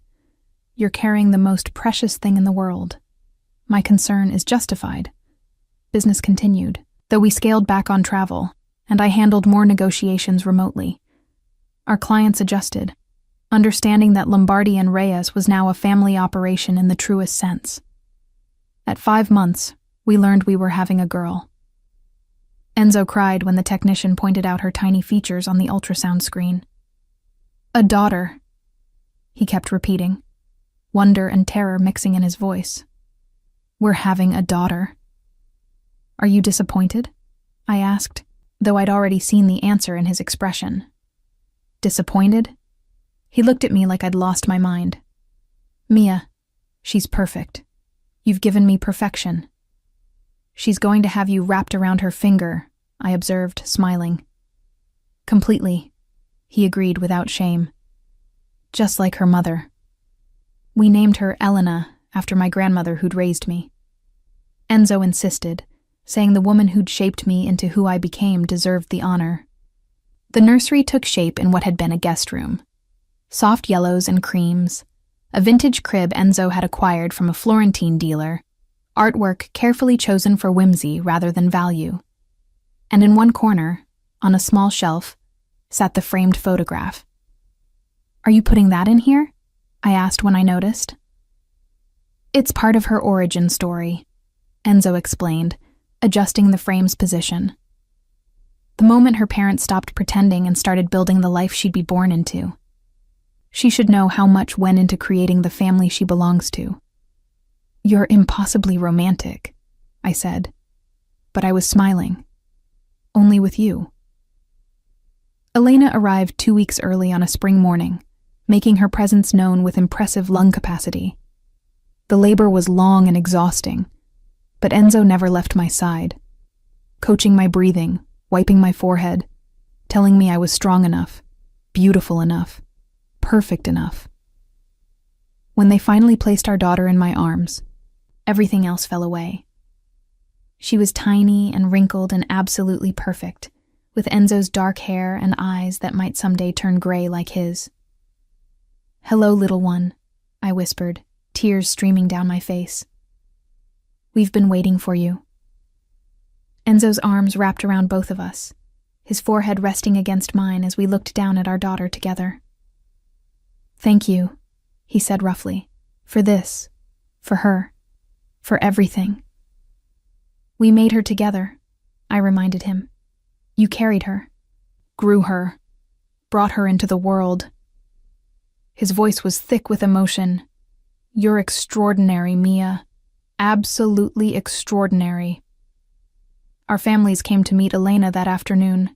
Signora Lombardi weeping happy tears, Marco, my cousin, making jokes about finally being an uncle, friends and colleagues sending flowers and gifts until the room overflowed with celebration. But the best moment came later, when everyone had left, and it was just the three of us. Enzo held Elena with the careful reverence of someone cradling the most precious thing in existence, talking to her in soft Italian, making promises about the life he'd give her, the world he'd show her, the love that would surround her always. I watched them together and felt my heart expand impossibly further. This man who'd started as my enigmatic employer, who'd transformed into my partner and husband, was now the father of my child. The progression felt both improbable and inevitable. "What are you thinking?" he asked, catching me watching them. "That I'm the luckiest person alive. That's my line." He shifted Elena carefully, making room for me beside them. "Come here. We need a family photo." I snuggled against his side, our daughter cradled between us, and pulled out my phone for a selfie. The three of us, tired, disheveled, completely besotted with the tiny human we'd created. "Should I post this one?" I teased, remembering the photograph that had started everything. "Absolutely." His smile was genuine, warm, free of the jealous possessiveness that had characterized his reaction 3 years ago. "Let the whole world see what we've built." I posted it with a simple caption: "Our newest acquisition, worth more than anything we've ever found." Within minutes, congratulations poured in from clients, colleagues, friends, but the comment that made me laugh came from my cousin Marco. "Better photo than the last Instagram post that caused drama. This one's keeper." "He's not wrong," Enzo observed, reading over my shoulder, though the last one was pretty important too. "The last one got you to finally admit how you felt," I corrected.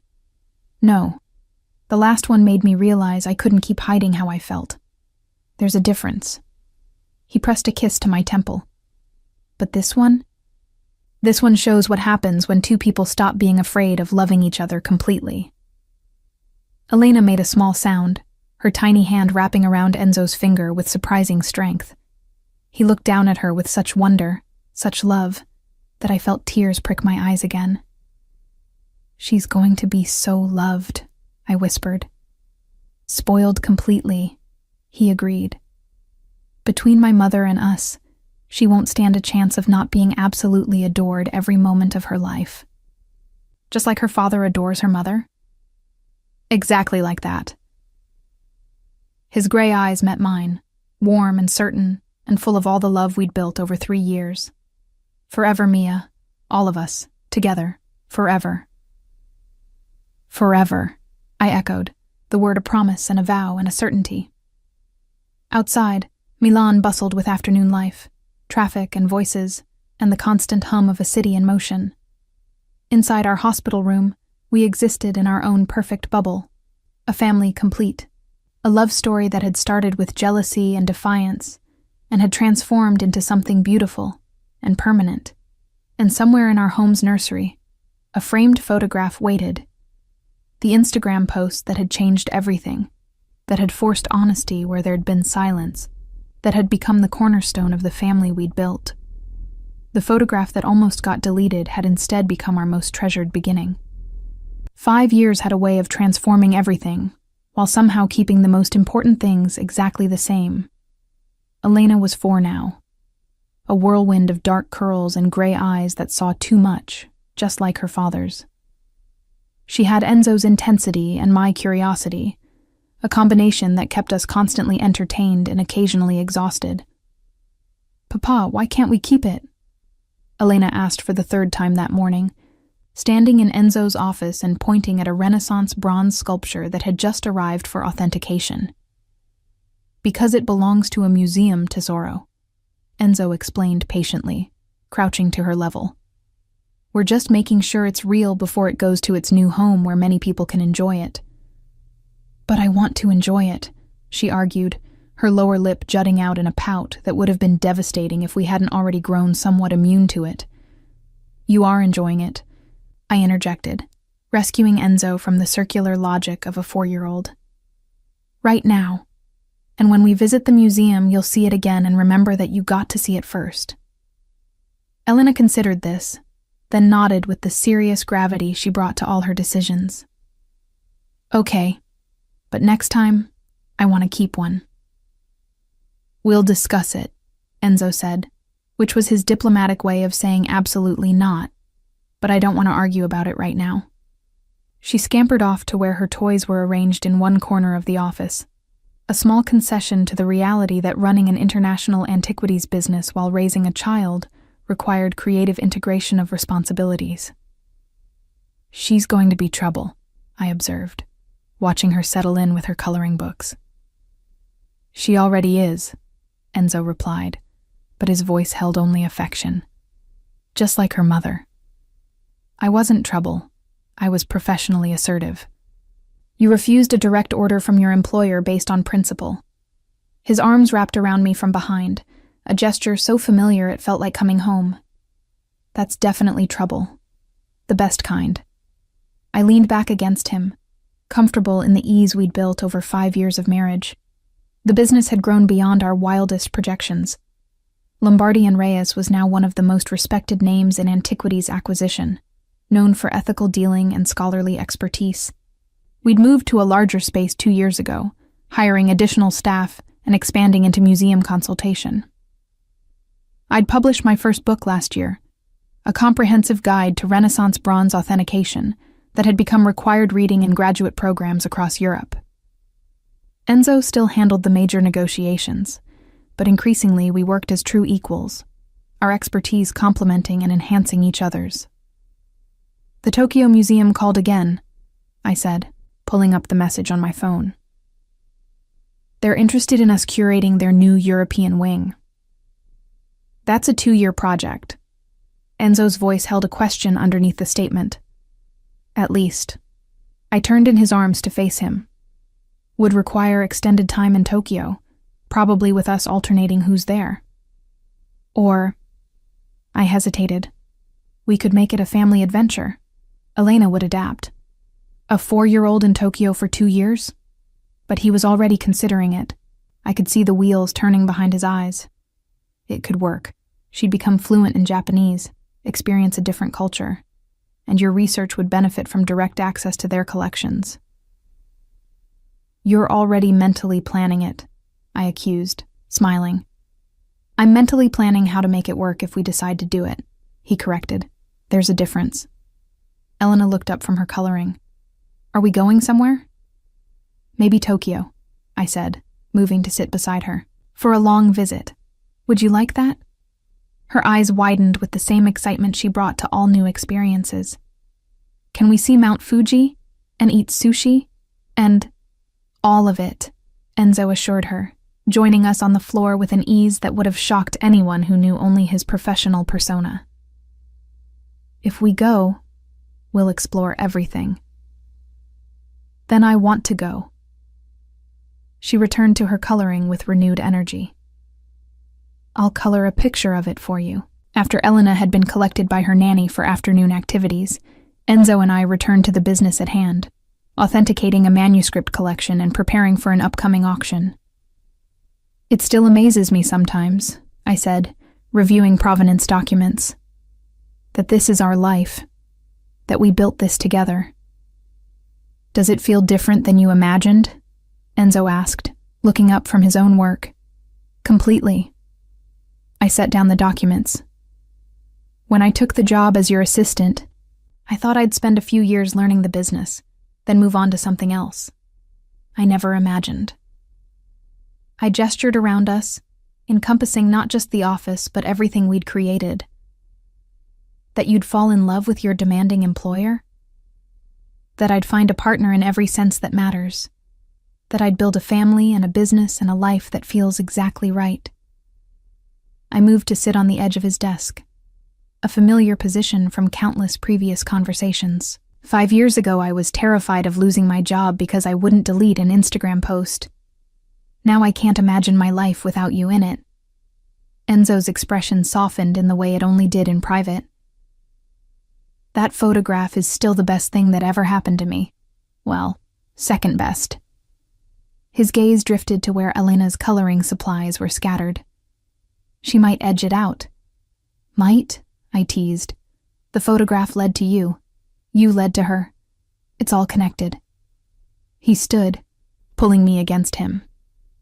And I'm grateful for every moment of it, even the parts where I was insane with jealousy. Especially those parts, I corrected, because they made you honest, made us honest.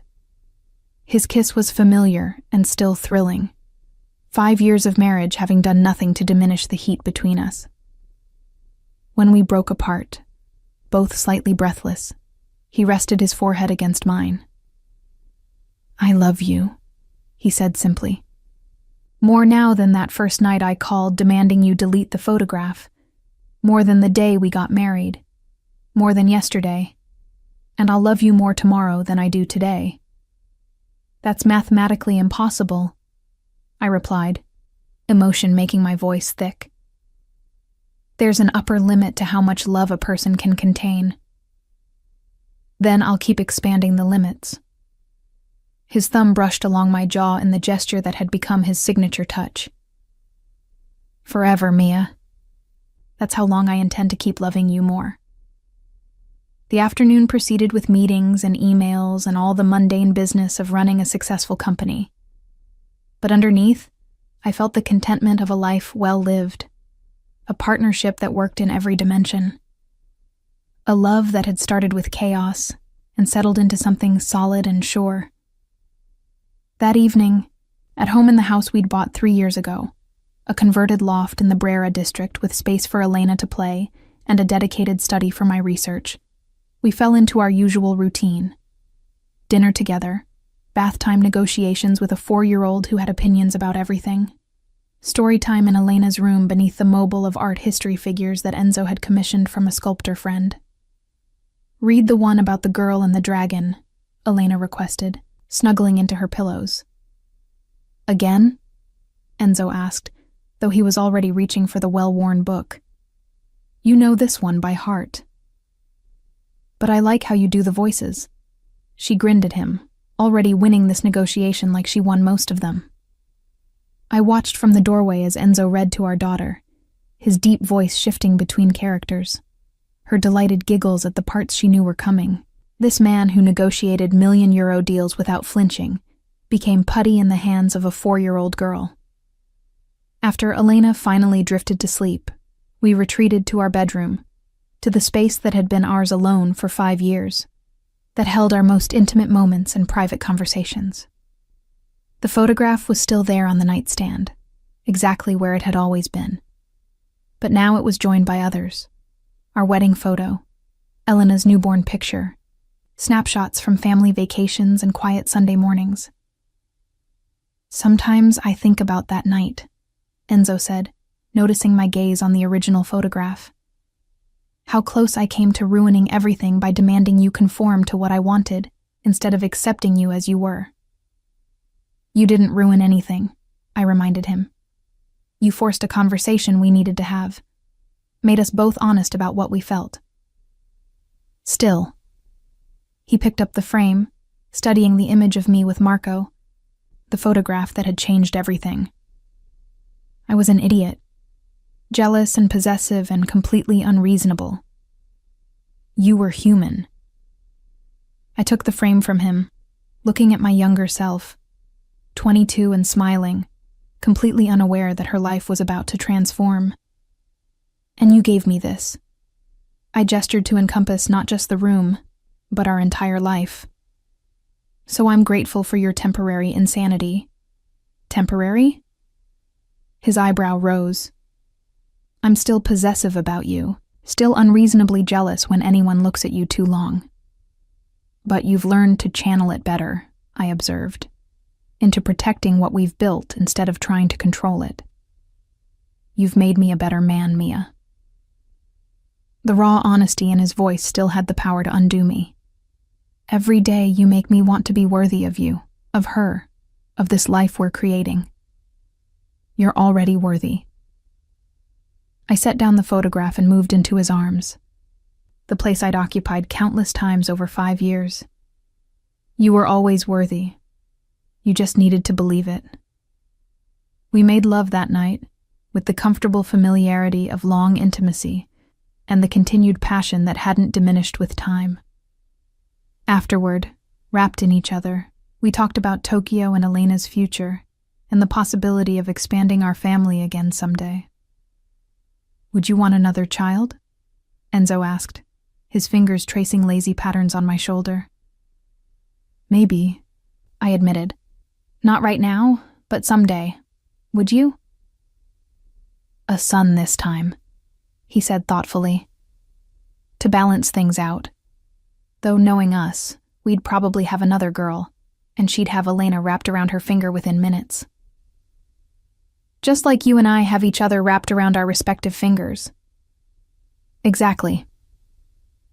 His arms tightened around me.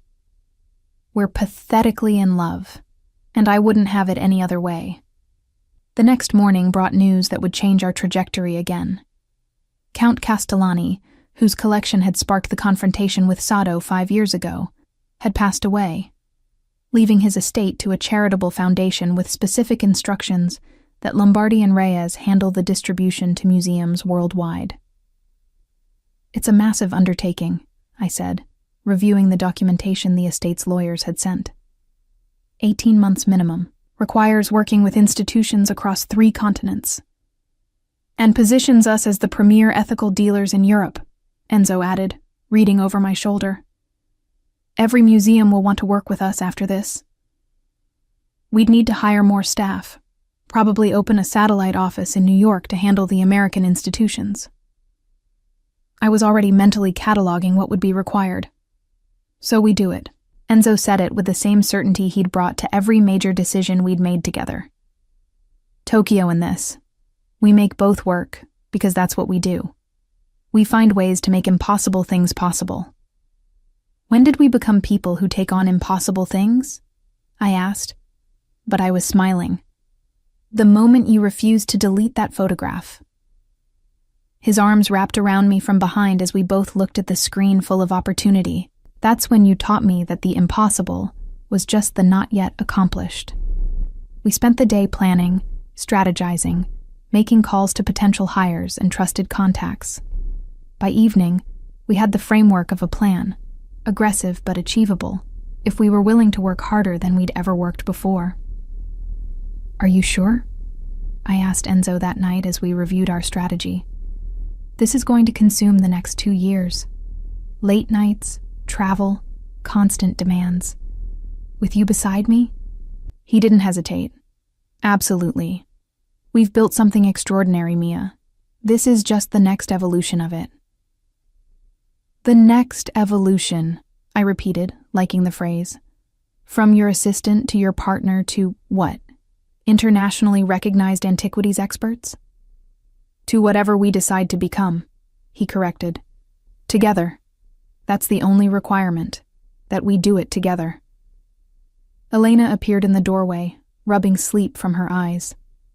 Can't sleep, she announced. Too many thoughts. Come here, Tesoro, Enzo said, opening his arms.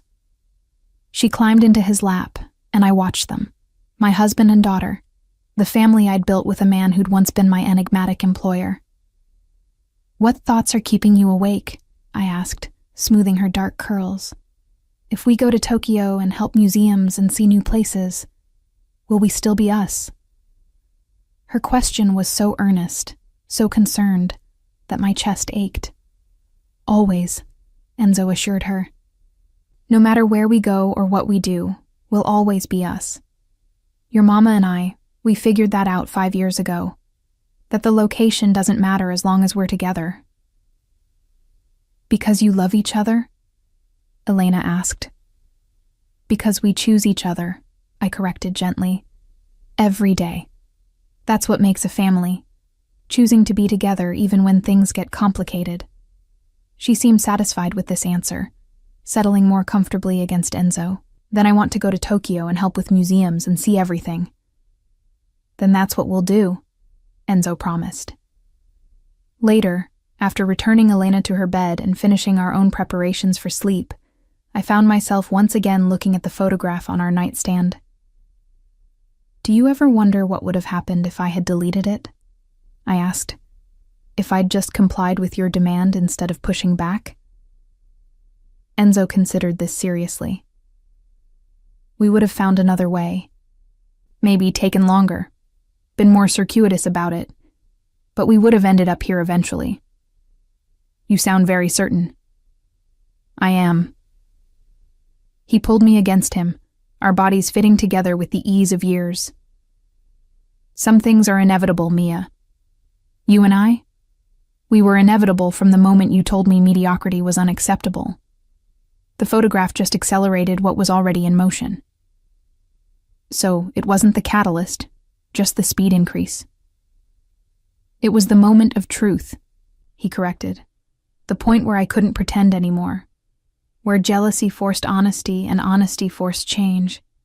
That photograph didn't create what was between us. It revealed it. I thought about that as I drifted toward sleep. About the young woman I'd been 5 years ago, taking a selfie with her cousin, completely unaware that her life was about to transform.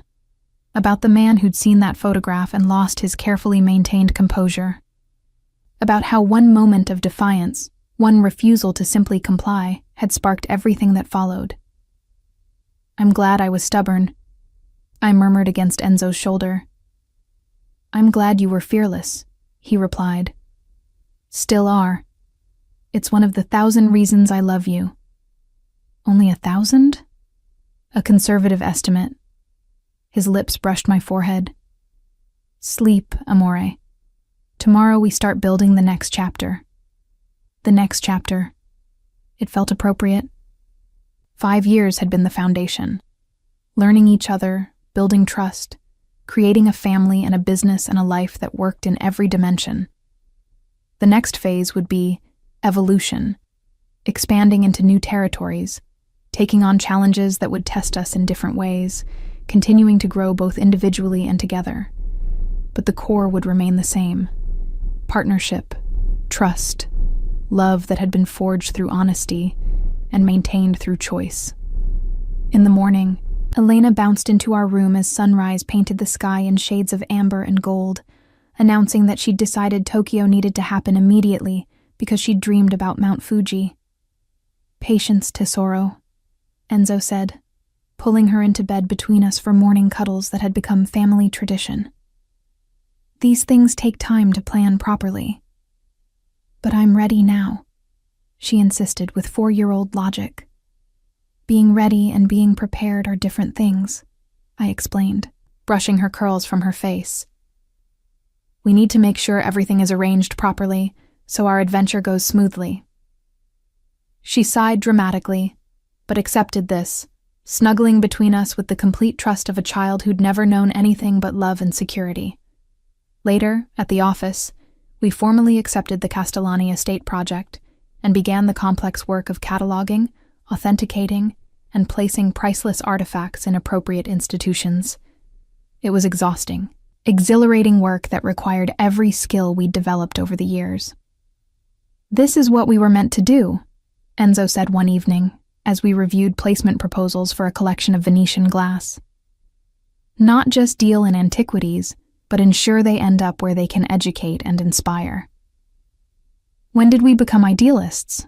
I teased, though I felt the same sense of purpose. The moment we realized we could make money and make a difference, he replied seriously. That we didn't have to choose between commercial success and ethical responsibility. You've changed, I observed, from the man who operated in gray spaces to someone who actively promotes transparency and scholarship. You changed me, he corrected. You and our life together. Hard to maintain cynicism when you're raising a child and building a legacy you want them to be proud of. The months that followed were intense but rewarding. We opened the New York office with a trusted colleague managing day-to-day operations. Hired additional staff in Milan to handle the increased workload. I published a second book, this one on ethical acquisition practices. Enzo gave talks at universities about the intersection of commerce and cultural preservation. And through it all, we remained us. partners who'd learned to navigate professional demands and personal needs with practiced ease. Parents who made time for school plays and bedtime stories despite international conference calls. A couple who still looked at each other across crowded rooms and felt that same spark that had ignited 5 years ago.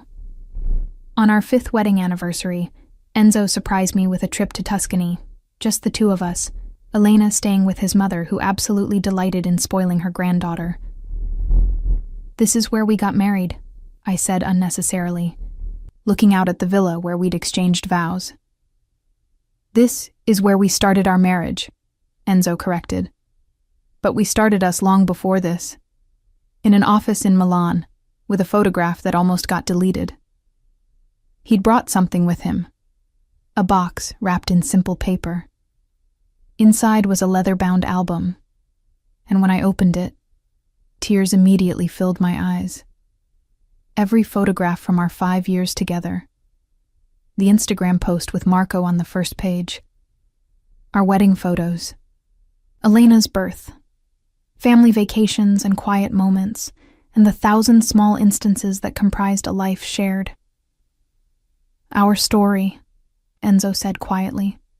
"From the beginning until now, with space for everything still to come. It's perfect." I clutched the album, overwhelmed by the thoughtfulness of it. "You're perfect." "Hardly." But he smiled, pulling me close. Just a man who got lucky enough that the woman he couldn't stop thinking about refused to do what he demanded. Who pushed back and forced honesty and changed everything. "We changed everything," I corrected. "Together." "Together," he agreed. That night, in the same villa where we'd celebrated our wedding, we made love with the passion of newlyweds and the deep intimacy of long partnership. Afterward, looking at the album of our years together, I felt the weight of gratitude for every choice that had led us here. "What do you think Elena will remember about all this?" I asked. "About us, about this life we're building?" "That her parents loved each other," Enzo said simply. "That they worked hard and chose each other every day. That they built something meaningful together." He paused. "And maybe that her father once lost his mind over an Instagram post." I laughed, the sound echoing in our room. "That story is definitely going in the family history." "As it should." He kissed my temple. "It's a good story, about jealousy and defiance, and love that refused to stay hidden. About two people who found each other despite all the reasons they shouldn't have," I added, "and built everything that mattered because they did." We returned to Milan renewed, ready for the next phase. Elena had grown even in just 3 days, or so it seemed. More articulate, more curious, more herself. "Nonna taught me Italian songs," she announced proudly. "And she said when I'm older, I can help at the office like Mama does."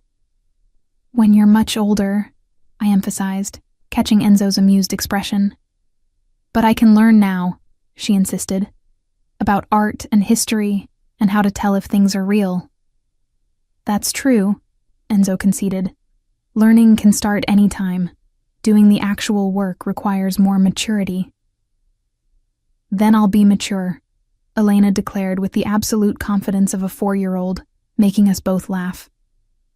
The Tokyo project moved forward, and we decided to make it a family adventure as originally discussed.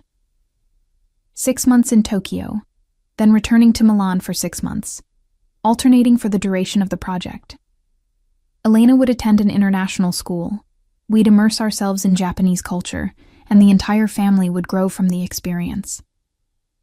"Are we crazy?" I asked Enzo the night before our first departure for Tokyo. "Uprooting a 4-year-old, managing a business across continents, attempting to curate an entire museum wing while parenting?" "Completely crazy," he agreed cheerfully. "But we've never done anything the conventional way. Why start now? Because conventional is safer? Conventional is boring." He pulled me against him, his arms secure and certain around me. "And we're many things, Mia. But boring isn't one of them." Tokyo was everything we'd hoped. Challenging, exciting, overwhelming, and absolutely perfect. Elena thrived in the international school environment. The museum work pushed us professionally in new ways, and being together as a family in a completely different culture somehow strengthened our bonds rather than straining them. "She's happy," I observed one evening, watching Elena play with new friends in our temporary apartment's common area. "She is," Enzo agreed. "And so are you. I can see it." He was right. Despite the challenges, despite being far from home, despite the constant juggling of responsibilities, I was happy. We were happy. Because we had what mattered, each other. On the 1-year anniversary of our Tokyo project, I discovered I was pregnant again. The news was both surprising and welcome. Life continuing to evolve in ways we couldn't quite predict, but could absolutely embrace. "A son," Enzo said when we learned the baby's gender. "A son to go with our daughter. We're building quite the family, Signora Lombardi." "We are," I agreed, my hand resting on my growing belly. "And it's perfect. All of it." The baby arrived on a spring morning in Milan. We'd returned for the birth, wanting him to be born in the same hospital as his sister. Marco, we named him, after my cousin who'd unknowingly sparked everything with a simple photograph at a charity gala. Elena was besotted with her baby brother, wanting to help with everything despite being only 5. "He's ours," she kept saying with possessive delight. "Our Marco." "Yes," I agreed, watching Enzo hold his son with the same wonder he'd shown when holding Elena for the first time. "Ours." 10 years after that fateful Instagram post, we'd built an empire, professional and personal. Lombardi and Reyes was internationally recognized. Our children were thriving. Our marriage had weathered challenges and celebrated triumphs. And through it all, that photograph remained on our nightstand, a reminder of where we'd started. Of the moment jealousy had forced honesty, of the defiance that had sparked everything. "Do you ever regret it?" I asked Enzo one night, the question coming from nowhere and everywhere. "Any of it? Loving you? Building this life? Having our children?" He looked at me like I'd lost my mind. "Never. Not for a single moment." Even the hard parts, the complications, the nights you barely sleep because Marco is teething and Elena has nightmares and work never stops? And especially those parts. He pulled me close, our bodies fitting together with the ease of a decade together. Because those are the parts that matter, Mia. The messy, complicated, exhausting, absolutely beautiful parts. That's not despite our life. That is our life. And I wouldn't trade it for anything. Not even for simplicity? Simple is overrated.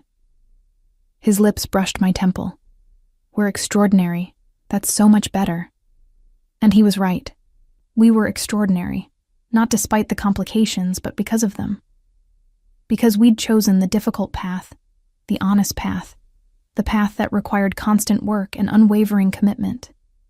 We were the couple who'd started with an Instagram post and built a legacy, the couple who'd transformed jealousy into partnership, the couple who chose each other every day, through every challenge. And that photograph that had almost been deleted, it remained exactly where it had always been. On our nightstand. The first thing we saw each morning, and the last thing we saw each night. A reminder that the best things in life often start with defiance, with refusal to comply with demands that don't serve your truth, with the courage to push back and force honesty even when it's terrifying. The photograph that changed everything. Our beginning. Our always.